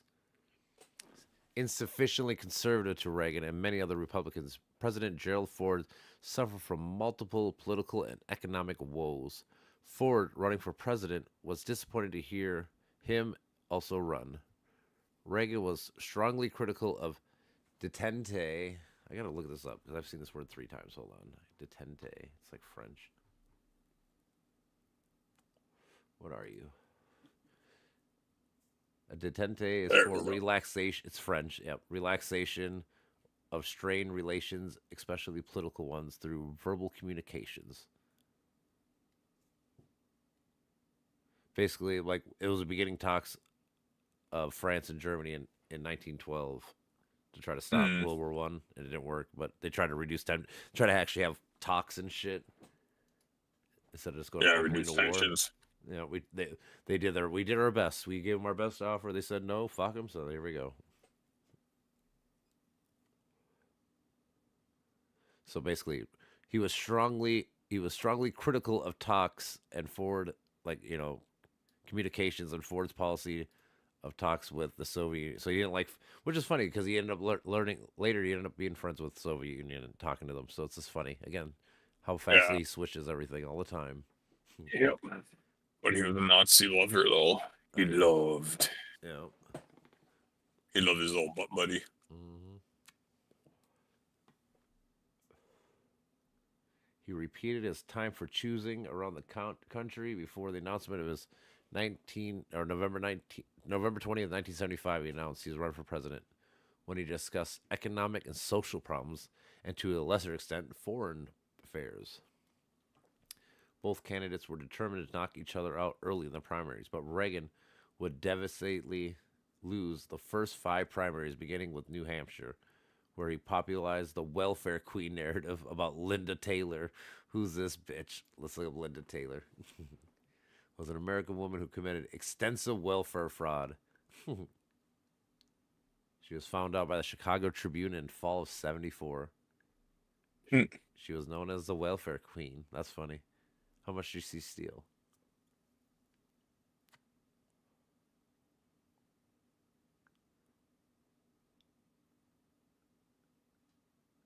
She lied about being robbed for $14,000 worth of jewelry and cash and shit from her house, which is $86,000 worth now.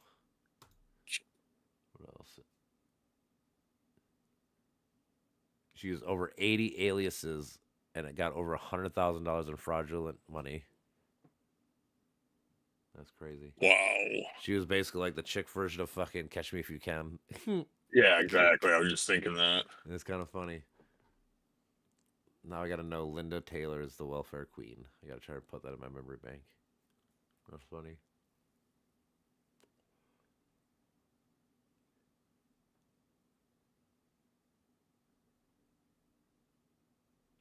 In Florida, Reagan referred to a strapping young buck, which became an example of dog whistle politics. Oh, wow. And attacked Ford for handing the Panama Canal to Panama's government while Ford implied that the world end Social Security. That's funny. Reagan hated Panama Canal. Trump hates the Panama Canal. It's so funny. Using dog whistles for racists. Who would have thought? Yep, exactly. I'm just saying, it's literally, it's like, it's so much intertwined with these two. Then in Illinois, he again criticized Ford's policy, and his Secretary of State, Henry Kissinger, losing the first 5 primaries, prompted Reagan to desperately win North Carolina by running a grassroots campaign and uniting with the Jesse Helms political movement. Who is he? Oh, he's basically Jesse Helms is like what's his fucking name? Rush Limbaugh. Rush Limbaugh their day. Ooh, Political machine that you gross. viciously attacked Ford. He used him as an attack dog. Reagan won by an upset victory, convincing party delegates that Ford's nomination was no longer guaranteed. Reagan won subsequent victories in Texas, Alabama, Georgia, and Indiana. Yeah, the Southern strategy. Like I said, that's what he used. With his attacks on social programs, opposition to forced busing. Oh my God, we don't want fucking forced busing. We don't want to bus with those black people. The fuck? So crazy. Yeah, no shit. That's the worst thing ever. That's so, like I said, and it's just funny because I'm literally gonna die. where he started with letting a homie stay at his house because he thought it was fucked up that they were segregating black people out of this hotel. He goes from that to saying, "No, man, we shouldn't have together buses. It's kind of fucked up, right?" Oh Yeah, my what the God, dude, that's such a big jump. That is so fascinating. So fascinating that all happened like this. Increased support from inclined voters of a declining George Wallace campaign on the Democratic nomination, and repeated criticisms of Ford and Kissinger's policy, including negotiating with not terrorists, but Russians. Well, what's the difference? That's what that detente means. Basically, you're trying to talk to Russians before fucking you actually go to war. So again, I don't know what the problem is. Like, yeah, I'd rather talk to dude than fucking blow him up right now. Yeah. The result was a seesaw battle for the 1130 required for their party's nomination that neither would reach before the Kansas City Convention in August. And Ford replacing mentions of conversations with Reagan's preferred phrase, peace through strength. Reagan took John Sears' advice of choosing a liberal Richard Schwetzky as his running mate, hoping to pry loose of delegates from Pennsylvania and other states and districts Ford were supposed to get. Instead, conservatives were left alienated, and Ford picked up the remaining uncommitted delegates, earning the 1,187 to 1,070. Before giving his acceptance speech, Ford invited Reagan to address the convention. Reagan emphasized individual freedom and the dangers of nuclear weapons. In 1977, Ford told Cannon that Reagan's primary challenge contributed to his own narrow loss to Jimmy Carter in 1976. Ooh, that's funny.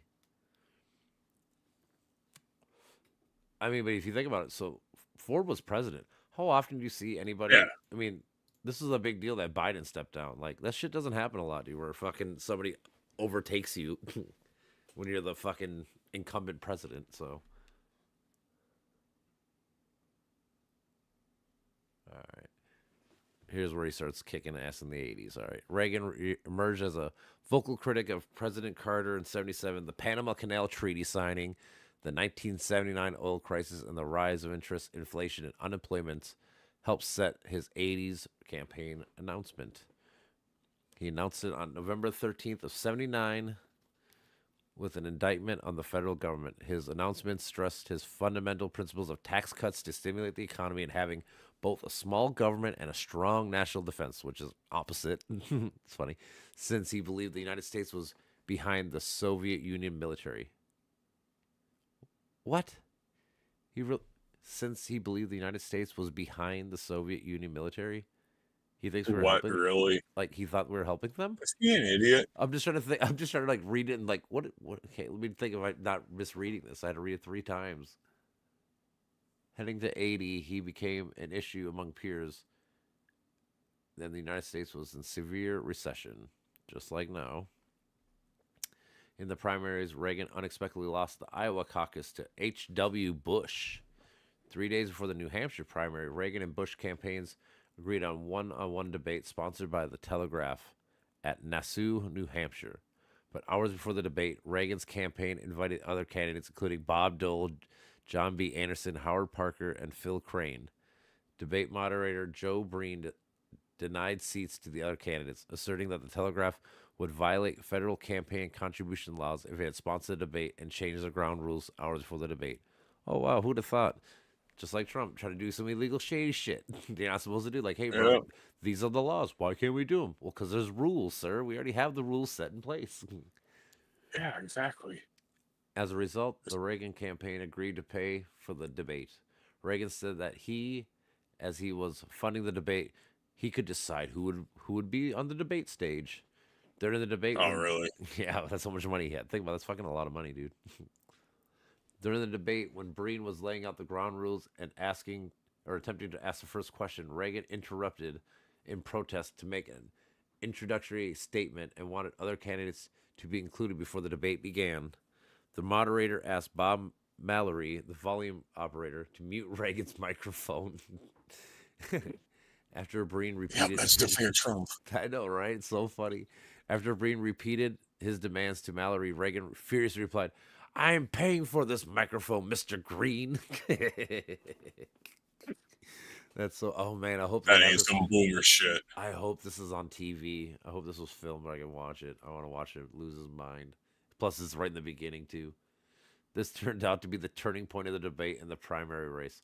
Ultimately, the 4 additional candidates left, and the debate continued between Reagan and Bush. Reagan polling numbers improved, and he won New Hampshire primary by more than 39,000 votes. Soon Damn. thereafter, Reagan's opponents began dropping out of the primary, including Anderson, who left the party to become an independent. Reagan easily captured the presidential nominee and chose Bush as his running mate in Detroit in July of 1980. The general election pitted Reagan against Carter amid the multitude of domestic concerns and ongoing Iran hostage crisis. Yeah, Carter was never going to win this fucking election at all. He was fucked. No. He was so fucked, dude. He had so many problems. Reagan's campaign worried that Carter would be able to secure the release of American hostages in Iran as part of the October surprise. Carter suggested that Reagan would wreck Social Security and portrayed him as a warmonger. And Anderson carried support from liberal Republicans dissatisfied with Reagan's conservatism. One of Reagan's key strengths was his appeal to the rising conservative movement. Oh, wow, who'd have thought? Yeah. Though most conservative leaders espoused cutting taxes and budget deficits, many conservatives focused more closely on social issues like abortion and gay rights. The evangelical Protestants became an increasingly important voter bloc, and they generally supported Reagan. Who would have thought? Just like someone else I know. Yeah. Just like someone else I know. Except now it's not gay rights, now it's trans rights. Abortion, Yeah. abortion's still the other issue, so that's kind of funny that stayed. Reagan also won the backing of Reagan Democrats, although he advocated socially conservative viewpoints. Reagan focused much of his campaign on attacks against Carter's foreign policy. In August, Reagan gave a speech at Neshoba County Fair, stating his beliefs on states' rights. Joseph Cefaru argues that the visit was designed to reach out to Wallace-inclined voters, and some also saw those actions as an extension of the Southern strategy to garner white supporters for Republican candidates. Who would have thought? Mm-hmm. Reagan supporters have said that this is a typical anti-big government rhetoric without racial context or intent. That's, of course, it's never racial. In October 28 debate, Carter... It's never racist until it comes to white people. Yeah, dude. I mean, if black people literally started just saying, like, I want all white people out of here, dude, they would lose their shit, when they not. Mm-hmm. But, like, you're trying to tell all of North America that you want them to become American, right? And that's not any kind of race, not racism or whatever. You know, like, it's something, Naturalism. right? You know, yeah, it's just like, oh, okay. You're going to tell me that this side's good, but yet you're doing one of the worst things you're trying to do. In the debate, Carter chided Reagan for being against national health care. Who'd have thought? Reagan replied, "There you go again," though the audience laughed and viewers found him more appealing. Reagan later asked the audience if they were better off than they were 4 years ago, slightly paraphrasing Roosevelt's words in 1934. What Trump said, too. What did Trump say all the time? Are you better off 4 years ago? Are you better off 4 years ago? Oh, yes. I know. Because we didn't have you. I know, right? In 83, Reagan's campaign manager were revealed to having obtained Carter's debate briefing books. Oh, wow. Somebody stole his briefing book before the debate. He knew it well in all of his talking points. Nice. They could counter all of them. You know?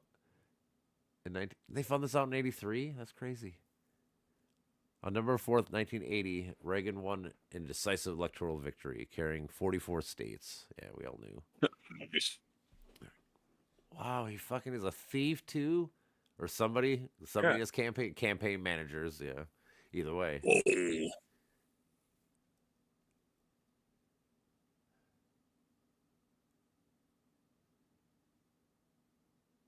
You don't say. Untrustworthy asshole is steals. I know, right? In his inauguration, he says, "In the present crisis, government is not the solution to our problem. Government is the problem." Yeah, you are the government. I know. I know, it's always funny because aren't you work for them, right? Yeah. It's so funny. All right, we're gonna start getting into some Reaganomics in the economy. His laissez-faire philosophy, and prompted out a set of neoliberal reforms dubbed Reaganomics. All right.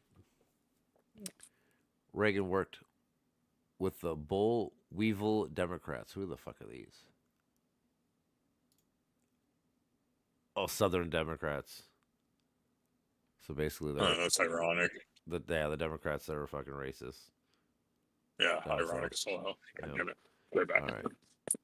All right, you're good. Led by Tip O'Neill, a liberal who strongly criticized Reaganomics. He lifted federal oil and gasoline price control on January 28th of 81, and in August he signed the Economic Recovery Act of 81 to drastically lower federal income tax and require exemptions and brackets to be indexed by inflation starting in 1985. Amid growing concerns about the mounting federal debt, Reagan signed the Tax Equity and Fiscal Responsibility Act of 1982, one of the 11 times Reagan's raised taxes. The bill doubled the federal cigarette tax, rescinds a portion of the corporate tax cuts from the 1981 bill tax, and according to Paul Krugman, a third of the 1981 cuts overall. Many of his supporters condemned the bill, but Reagan defended his preservation of cuts on individual tax rates. By 1983, the amount of federal tax had fallen for all or most taxpayers, with taxes for higher income people becoming decreased the most. Tax for the rich. Tax cuts for the rich, always. It's always the game plan with these peeps. A Tax Reform Act of 1986 reduced the number of tax brackets and top tax rate and almost doubled personal exemptions. To Reagan, the tax cuts would have not increased the deficit as long as there was enough economic growth and spending cuts. His policies proposed that economic growth would occur when the tax cuts spurred investments. This theoretical relationship had been illustrated by some with the controversial Laffer curve.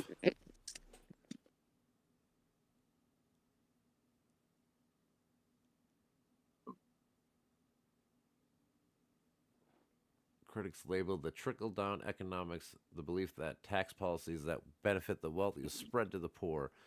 Milton Friedman and Robert Mundell argued that these policies invigorated America's economy and contributed to the economic boom of the 90s.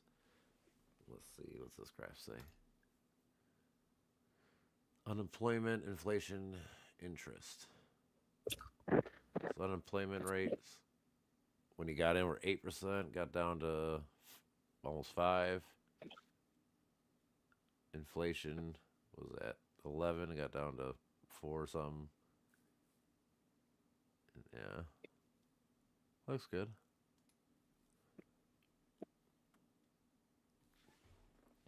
Reagan took office in the midst of stagflation. The economy briefly experienced growth before plunging into recession in July of 1981. As Federal Reserve Chairman Paul Volcker fought inflation by pursuing a tight money policy of high interest rates, which restricted lending and investments, raised unemployment, and temporarily reduced economic growth. In December of 82, the Bureau of Labor Statistics measured the unemployment rate at 10.8%, Around the same time, economic activity began to rise until its end in 1990, setting the record for the longest peacetime expansion. In 83, the recession ended. Reagan nominated Volcker to a second term in fear of damaging confidence of the economic recovery. So, yeah, I mean, again, if you think about it, like, if you take over the economy right after fucking COVID, obviously it's going to go the fuck up, right? Just has to. So, I mean, some of it could be like good numbers, but some of it could be just because we're so low that it has to go back up unless you're going to fucking totally fail. Yeah. Reagan appointed Alec Greenspan to succeed Volcker in 87. Greenspan raised interest rates in another attempt to curb inflation, setting off the Black Monday stock market crash. Although markets eventually recovered, by 1989, the BLS, which is that whatever Bureau of Labor Statistics, measured unemployment at 5.3%. Interest rates dropped by 12% during the 1980s election to under 5% in 89. Likewise, interest rates dropped from 15% to under 10%. Yet, not all shared equally in the economic recovery, and both economic inequality in the amount of homeless individuals increased during the 80s. So, yeah, again, people are making money, but it's the rich people making money. That's kind of the whole point. Yeah, actually. Critics have contended that a majority of the jobs created during this decade were paid the minimum wage. So, yeah, you're getting all restaurant workers and shit. So, yeah. Again, sounds like very much like Trump shit right now with the tax cuts for the rich and shit. So, it's like I said, it's just crazy how much these two have in common.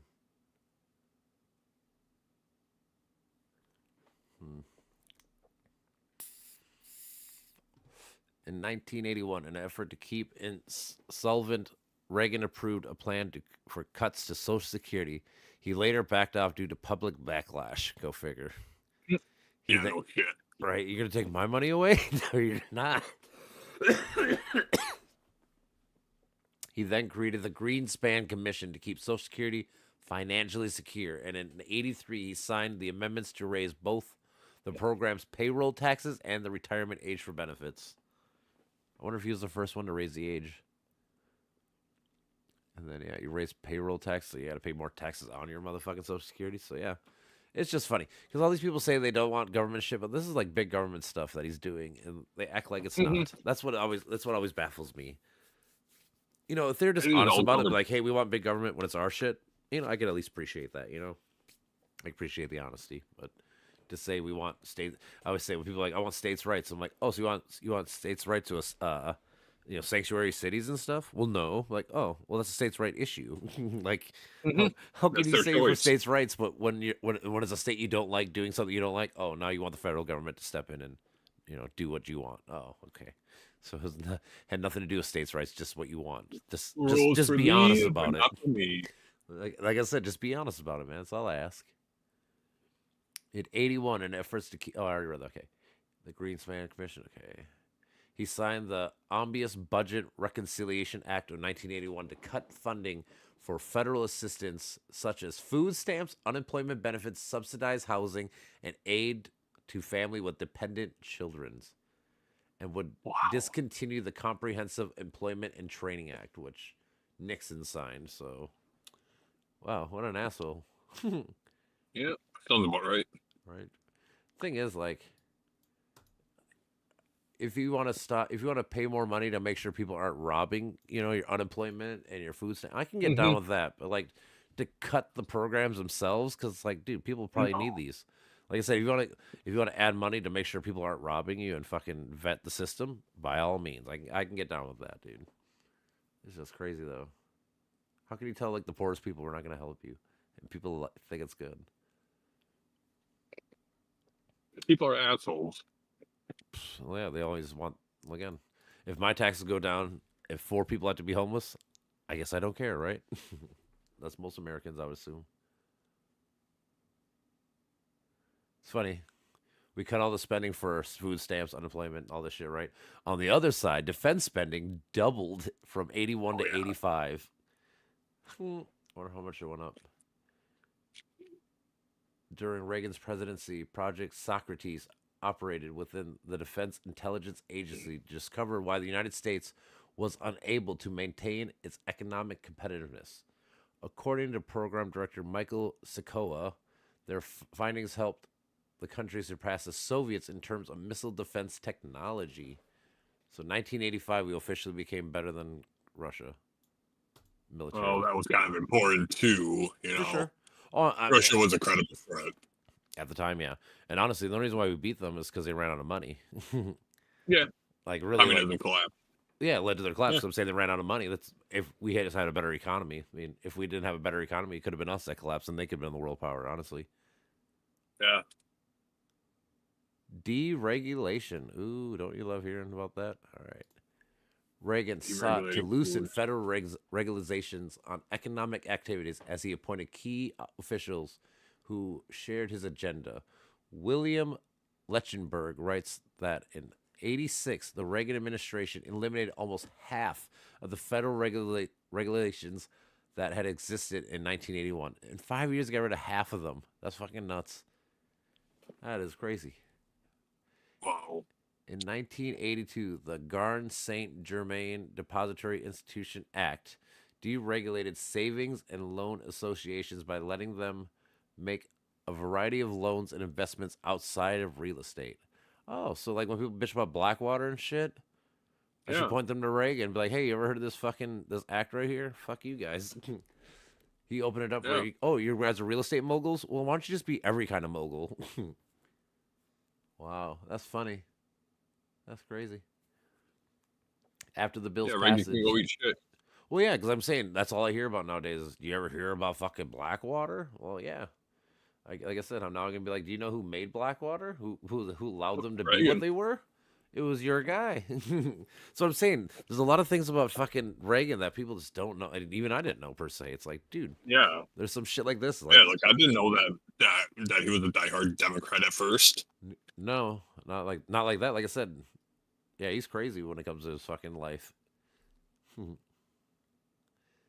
was it? After the bill's passage, savings and loans associations engaged in riskier activities, and the lenders of some institutions embezzled funds. Who would have thought? Just like Trump. The administration's inattentiveness towards the industry contributed to the savings and loans crisis, costly bailout, which was in 1995. I think it says 1995. So our government had. So again, it makes it look bad for somebody else, but not you, even though you're the cause of it. That's what Republicans do a lot. They fucking they always leave a shit show for the Dems to clean up. They clean it up and do what they can, and then they do it again. It's just over and over and over. They take credit. It's crazy. It's fucking annoying. It is quite annoying. Like, it would be nice, dude. Like, I wonder what life would be like if we had like 3 fucking straight Dems. So like 15, 16. Let's just to see what it, because I looked at this graph earlier, dude. Like, every time that the economy goes down or just goes up slightly, it's usually Republicans. When Democrats are in, it goes up tremendously. Oh yeah. Like, at least from Reagan to now. I don't know about past, but. Yeah, but yeah, it's gonna be just one success on top of another, one progressive act on top of another. You know. Yeah, you actually could build something instead of fucking, like I said, having to fix something for Having 2.5 it torn down. years. Yeah, it was And like, then getting some things out, and then having more problems when you guys get back in. well, I mean, think about it. Obama and fucking Clinton. Their first half, they cleaned up shit. In the second half, you see in fucking growth, like big growth in the economy and unemployment, all this shit. So it's like, man, now if we could just do that like twice and see what the fuck we could actually be like, it'd be crazy. All right. The deficit was exacerbated by the 1980s recession, which cut into federal revenue. The national debt tripled between the fiscal years of 80 to 89, and the national debt as a percentage of the GDP rose from 33% in 1981 to 53%. Jeez. I know. And these people are, we're fiscally reserved. No, you're fucking not. No, you're fucking, dude. That's an astronomical amount of money. Yeah, that is. Especially back in the 80s. Yeah, dude, we have a, I mean, just even now, like, we have a huge GDP. Half of our GDP is from this guy at that time, I guess. Now it's probably like a third of the GDP. During his time in office, Reagan never fulfilled his 1980s campaign of submitting a balanced budget. The United States Oh, borrowed yeah, no heavily shit. to cover newly spawned federal budget deficits. Reagan described the triple debt the greatest disappointment of his presidency. At least he knew he fucking sucked a dick there. Jeffrey Frankel opined that the deficits were a major reason why Reagan's successor Bush reneged on his campaign promises by raising taxes through the Budget Enforcement Act in 1990. Yeah, he just fucked Bush. Bush is like, what the fuck, dude? Look what you left me, man. Poor guy. He never had enough. March 30th, 81 is when he was getting shot at by John Hinckley. We all know Yep. about that. Supreme Court. Yeah, he didn't succeed. He did not succeed. That's a crying shame. Supreme Courts. He did the first woman, Sandra Day O'Connor, in 1981. Well, And he did there's some Scalia. precedents. Scalia's still a fucking justice. No, he just died. Oh, 2016. really? No, he just died. 2016. Oh. Oh, there's another one that Trump got to appoint because he died. Fuck Scalia. No, I was kidding, joking. Yeah. And Anthony Not Kennedy. their fault. No. All right, here we go. Public sector labor union fights. Early in August 1981, the Professional Air Traffic Controller Organization, PACTCO, went on strike, violating a federal law prohibiting government unions from striking. On August 3rd, Reagan said that he would fire air traffic controllers if they didn't return to work within 48 hours. According to him, 38% did not return. He literally just fired 38% of his workers because he's like, oh, you're not going to show up? Fuck them. Get new ones. Yep, and they're all like, fuck you. August 13th, Reagan fired roughly 12,000 striking air traffic controllers who ignored his orders. So, yeah, he fired fucking way more. 12,000.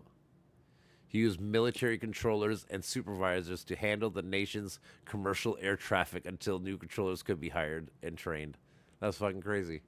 He used military people. The breaking of the Pat look, somebody else we know. I know, right? That's what I'm saying. It's just so crazy how similar these two are. The breaking of the PATCO strike demoralized organized labor, and the number of strikes fell greatly in the 80s. Yeah. Nobody struck because they're like, oh, this guy's not going to give a fuck. He's just going to take the side of the big business. Who would have thought? Yep.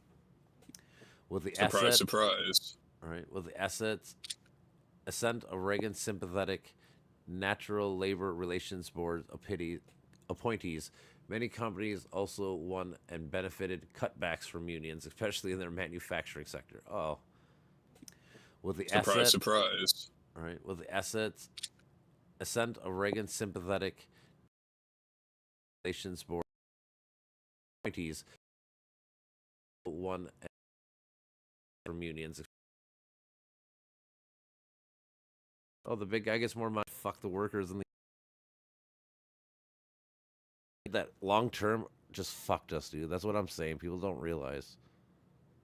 Yeah, like, people don't understand. He made it look good for him, and everyone's like, "Those are the best years in America. We had all this." I'm like, yeah, it was the cost of the future, though.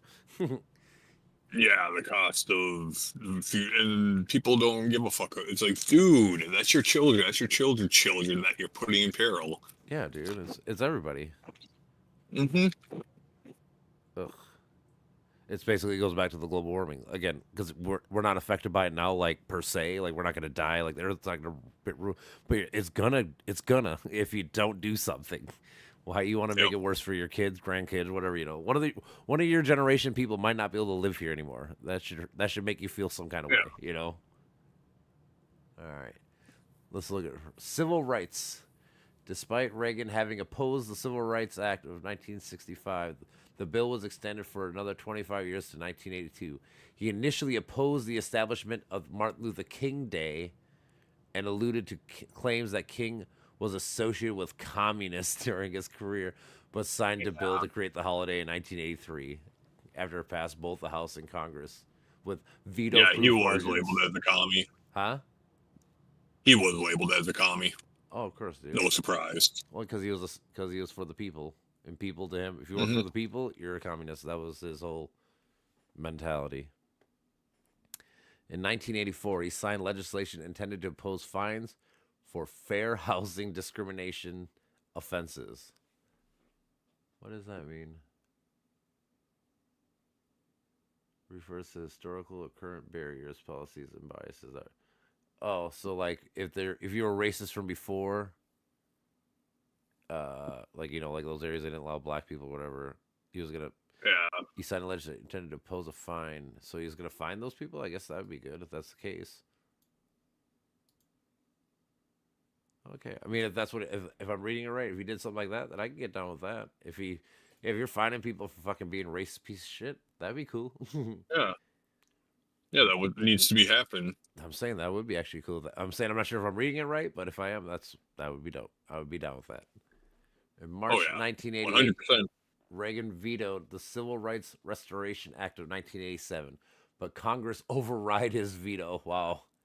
He had argued that the bill unreasonably increased the federal budget's power and undermined the rights of churches and business owners. Later in September, Oh, who legislation was fuckity who. passed to correct loopholes in the Fair Housing Act of 1968. Huh. I didn't know Congress could override a fucking veto. Yeah, it goes back. If it gets vetoed, it needs to go. I think it was like 4/5 majority, That's what and I'm if it saying. There doesn't has pass, to be. then That was kind of what I was wondering. Like, what's the number? Because there has to be a fucking. yeah, I think it is 4/5 or 3/5. Now I gotta know. It has to be more than half. I think it's yeah, it's a 3/5. I know is to do an amendment if you're gonna amend the Constitution. Okay. yeah. House override veto.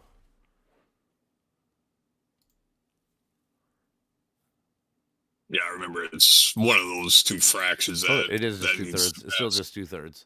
Yep, 2/3. Oh, it You have is. to have 2/3 in both Senate and House of Representatives.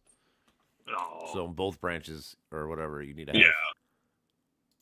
Huh. I wonder how often that happens. Probably not very often. Yeah, I'm saying that. All right. Early in his presidency, Reagan appointed Clarence M. Pendleton Jr., known for his opposition to affirmative action and equal pay for men and women, as a chair to his United States Commission of Civil Rights. Pendleton and Reagan's subsequent appointees greatly eroded the enforcement of the civil rights laws, go figure, arousing the ire of civil rights activists. Yeah. In 1987, Reagan's unsuccessfully nominated Robert Bork to the Supreme Court as a way to achieve his civil rights policy that could not be fulfilled during his presidency. His administration had opposed affirmative action, particularly in education, federal assistance programs, and housing and employment. Yeah, he's like, no, women don't play sports. Women don't go to school. Women stay at home. It's funny because everybody in the world agreed with it. He like I said, he reluctantly continued these policies because it was so popular. He had to.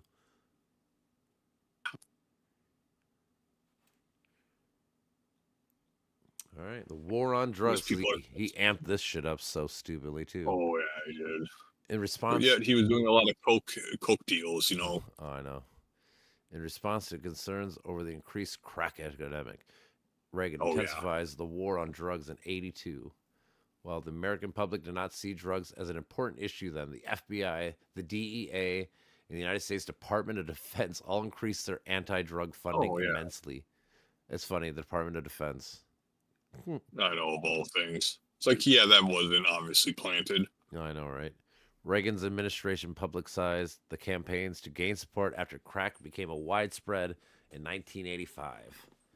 Reagan signed the Anti-Drug Abuse Act in 1986 and in 1988 to specify penalties for drug offenses. Both bills have been criticized in the years since for promoting racial disparities. Who would have thought? Mm-hmm. Nancy Reagan founded the Saying Just Say No campaign, discouraged from others engaging in recreational use. In 1988, I know you want. 1988 studies showing 39% of high school seniors using illegal drugs compared to 53% in 1980. So maybe it did work a little bit actually, but it let people know about it too, though. Yeah, more or less the awareness. Yeah, like I'm so surprised that honestly Dare's a thing. Like I saw some high schooler wearing a Dare shirt. I was like, oh, holy shit, that's actually still a program. Honestly, it could be just nostalgia baiting, like where they bought one at like, whatever those like Spencer's or what's it, Yeah. Hot Topic, kind of shit like that. I could see that happening.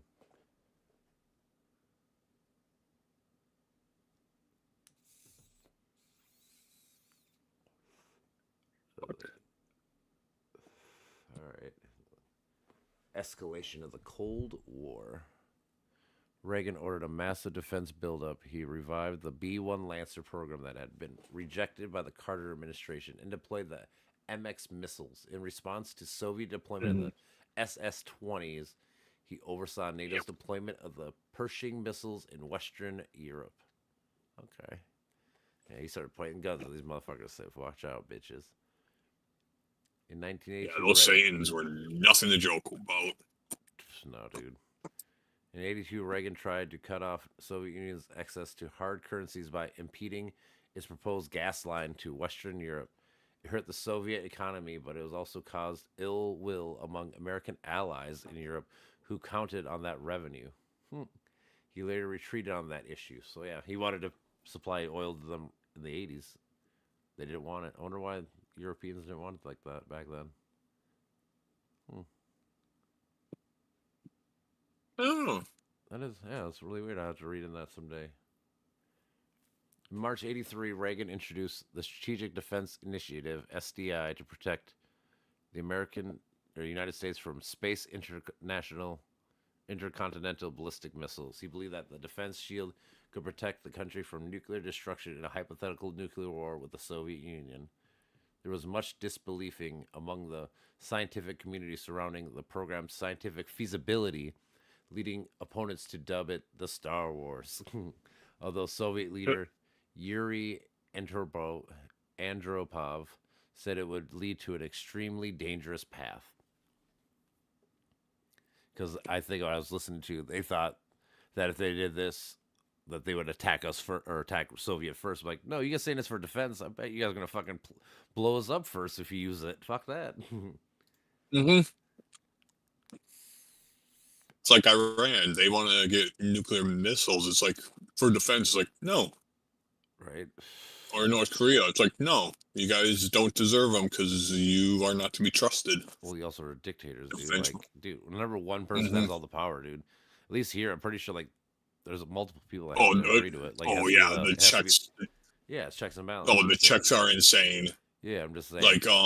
Like even if the people in the Minuteman silos and the ones that launch key, if they even detect or up to chain of command to launch one, they even think that the president is insane for 1 second, doesn't have a justification, they will not launch it.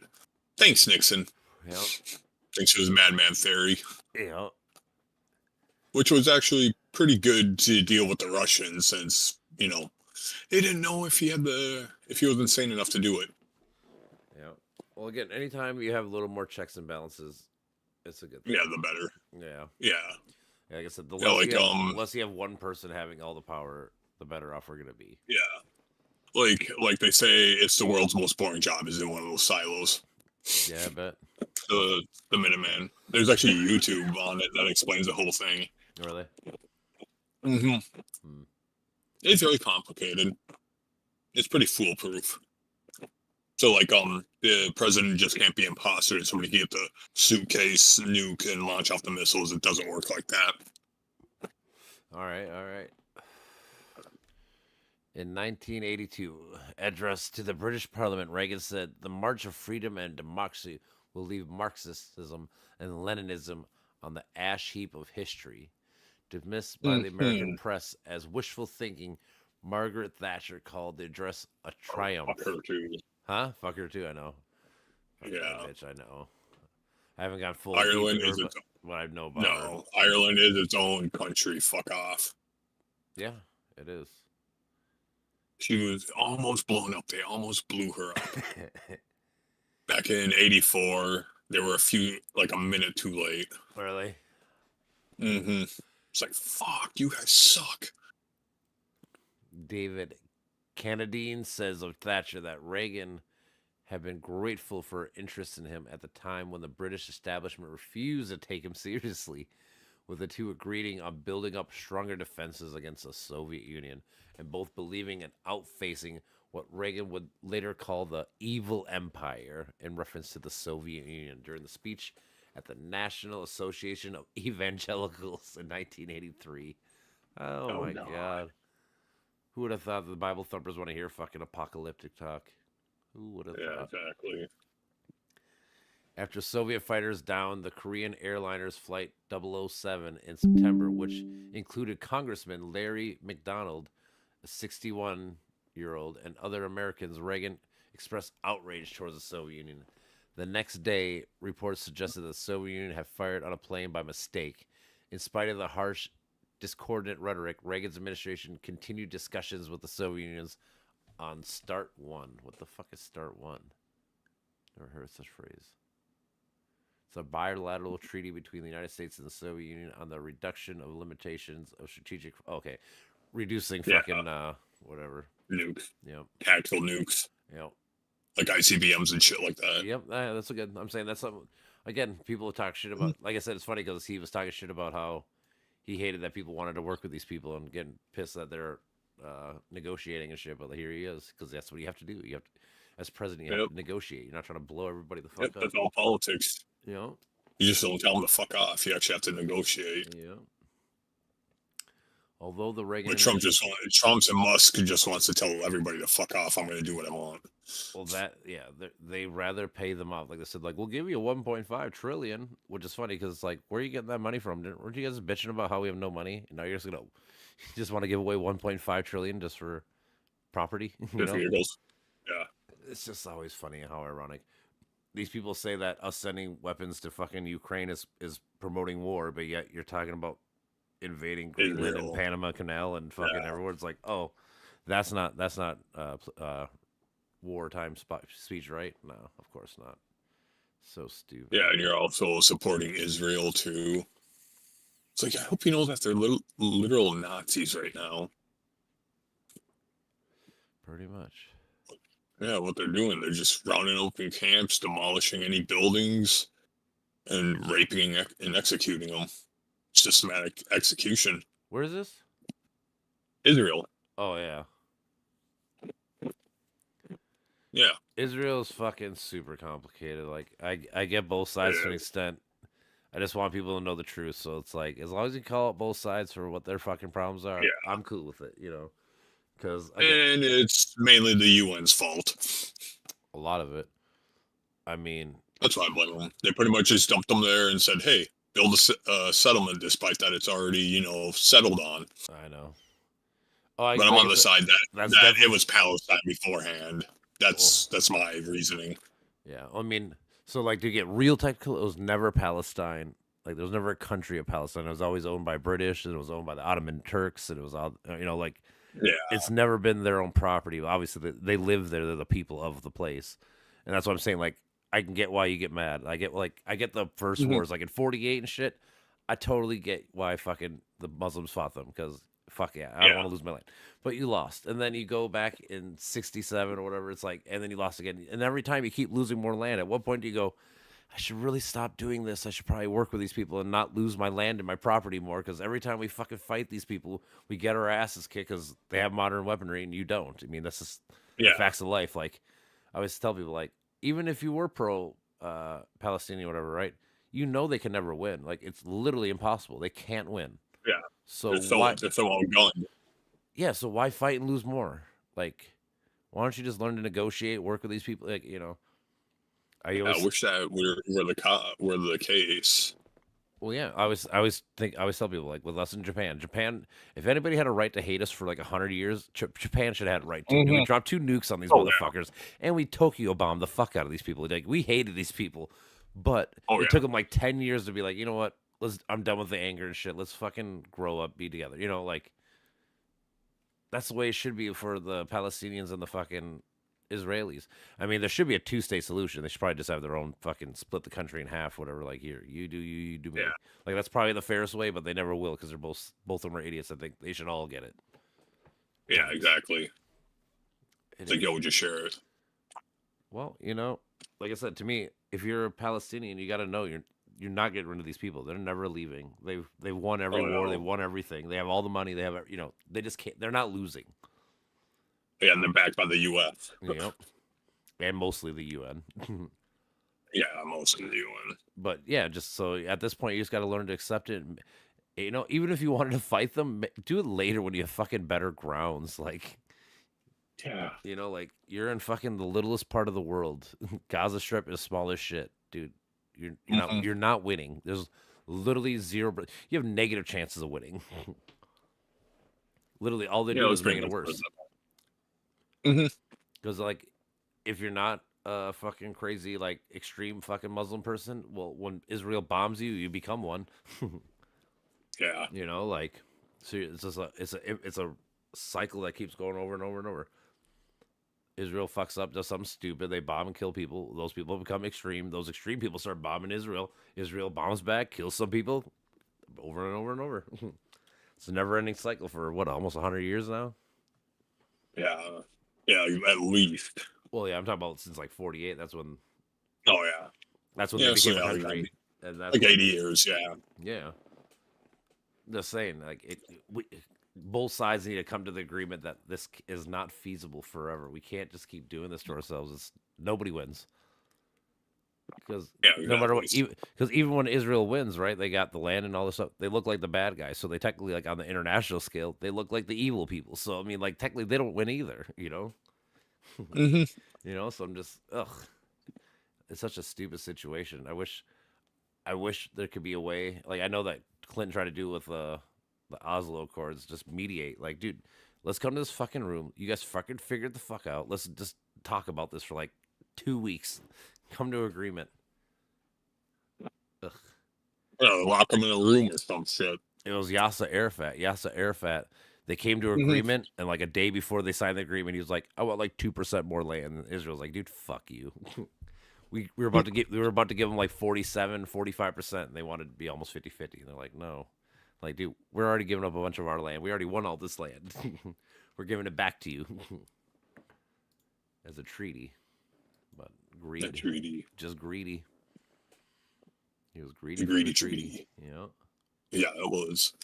Yeah, I mean, that's what I'm saying. So, like, I just want people to be open and honest about the whole conflict because I hate when people are one side or the other. Like, if you're a Zionist shill, you're a fucking idiot. And if you're a fucking Palestinian fucking freedom fighter, dude, you're a fucking idiot too. Like, you guys both have legit points. You guys both have good arguments to be made at certain points in history and shit.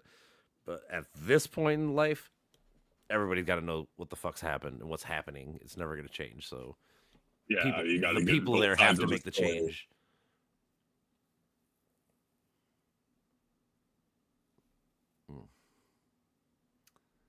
All right. I think I'm going to leave off reading this after I'll be done after that. I'll leave off. I'll start tomorrow on Granada. Read about all that shit. Yeah. Because then we start getting Figure out Granada. because it goes from Granada to the election, from '84 to AIDS, because AIDS is a big one. Oh, the, yeah. the apartheid of South Africa, that'll be pretty cool. Libya bombing, Contra. What's this? USS Stark incident? Oh, what? Persian Gulf Open? Oh, like the beginning of the Persian Gulf War, basically. That was Bush. It was. Oh, yeah, the Persian Gulf, Iran, Iraq. Well, again, this is like so it's '87. We went in '88, so this is right before it. So Mm-hmm. it says an Iraqi jet fighter hit an Iraqi shot one of our guys down, killing 37 people. Oh, shit. Yeah, Iraqis fucked up. I told you so.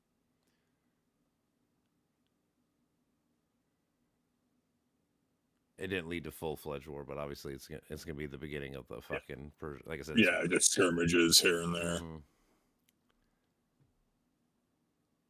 The Brady Bill. That's usually how most wars start, is just skirmishes. For sure. Or some incident like the Bay of Pigs. Yeah. That was just fucked up. I mean, yeah. And then the whole that one ship that exploded off the coast of Vietnam. It was like some coal fire, and they thought some enemy shot it down. And they were like, "Oh shit, no, it was coal. Sorry, Vietnam." Yeah. Oh yeah. I mean, think about how many times there's been like big conflict in general with humans off of mistake, like honest mistake, like it wasn't meant to be, but just Yeah. translation fuck up, you know, or I saw something wrong, or whatever. It led to fucking big outbreaks. Uh, Also, I didn't read it here, but Reagan fucking started the presidential library. Hmm. He wanted it Interesting. because he basically, 'cause he's a narcissist. He wanted to make sure everyone remembers his greatness, but then he obviously kept it Oh for all the yeah. presidents. But he was the first one because it's only like the 5 presidents deep, or whatever, we're on Yeah, that six, has to seven be a presidents. narcissistic move. But that's still pretty cool though now. Well, yeah, that's what I'm saying. It's cool because he did it. I mean, he did it for stupid reasons, but Yeah. how it happened. So that's I'll give her props. Yeah.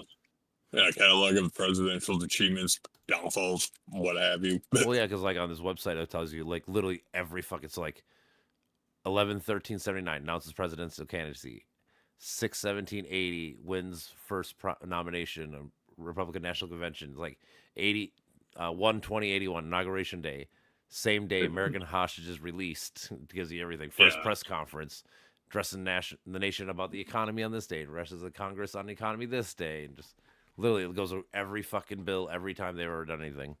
It's fucking crazy. Hmm. And if they do this for every president, yeah, man. You know what? I should start remembering this page for like conspiracy people. They go, "Hey, this happened." I'm like, no, it didn't. It's right here, bro. I can read it. I can read you the whole bill. It's on the presidential fucking library. Huh? But they're getting rained out or whatever, fired out there in California. Yep. Oh no, won't somebody please think of the celebrities? Hell no. It's crazy to think about, like, what is it, $20 billion worth of fucking damage has been done. Yeah, already. Well, yeah, like I said, each one of And those, James Wood lost his house. like I said, all those houses, dude, are probably like $8 to $10 million. Easily. Yeah, I'm just saying, like, those are fucking super expensive houses. Oh well. Hey, hey, you're gonna live in one of the most unsafe places in the world. You got to deal with it, right? Yeah, exactly. It's San Andreas Fault, the freaking Pacific you Ocean. know, like I said, it's up there with fucking Japan, dude. I wouldn't want to live either one of those places either. Japan's got to be Oh, super Japan unsafe. would be fun. It'd be fun for going there, but like to live, dude, you're on like 3 fault lines, dude, and all this shit. Dude, you're fucked, dude. Natural disasters hit there every fucking year. I'm guessing really big ones. Oh, their buildings are meant to withstand that crap. You know. They're better off, I will say, yes, but dude, dude, some of these earthquakes and shit, dude, I don't give a fuck what you are, dude. Nothing standing. When Mother Nature wants to win, it wins. Yeah, that's true. That's what I'm saying. Like, but at least it's not on a mega thrust fault. At least. no, yeah. That would be bad if it was on a mega thrust. I don't know how many of those there are. Like, it's the only thing I know about Japan is that the one it's on three. the Indian Eurasian plate is the one that caused the 04 tsunami. The Eurasian one. Yeah.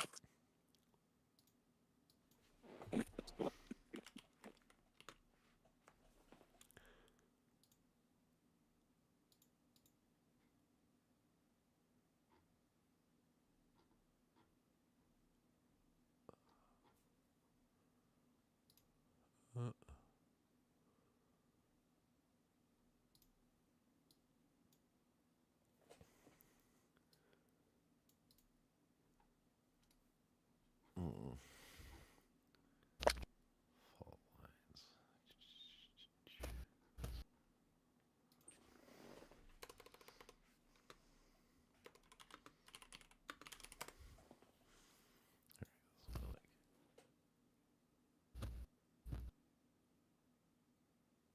Earthquakes.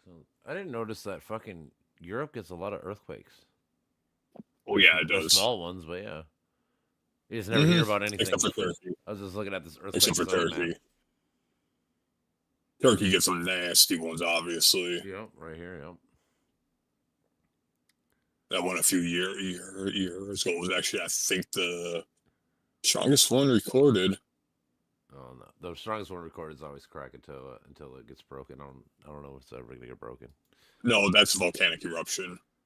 Oh yeah, you're right. Yep. I forgot. But yeah, but it caused a Yeah, fucking I know. huge fucking earthquake. I mean, it's the same thing though. It probably earthquaked right on Yeah, the it's fucking tectonic on plates. the whatever. So fucking fucked Yeah. everything up. Yeah, tectonic plates. Yeah, you could hear that from miles away.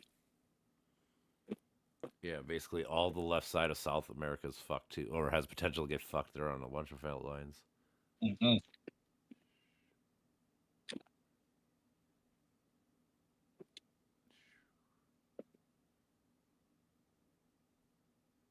There.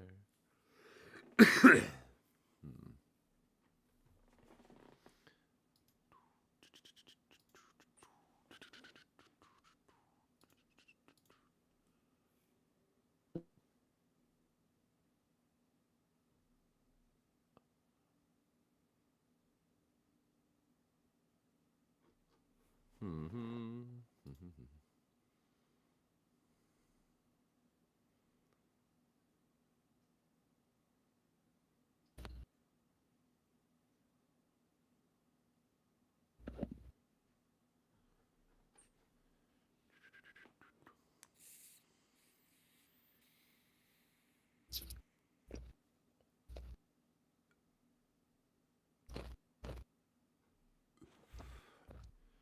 All right. I think I'm about to head out. I gotta work tomorrow morning. But other Yeah, than that, my brother, peace out, man. peace out.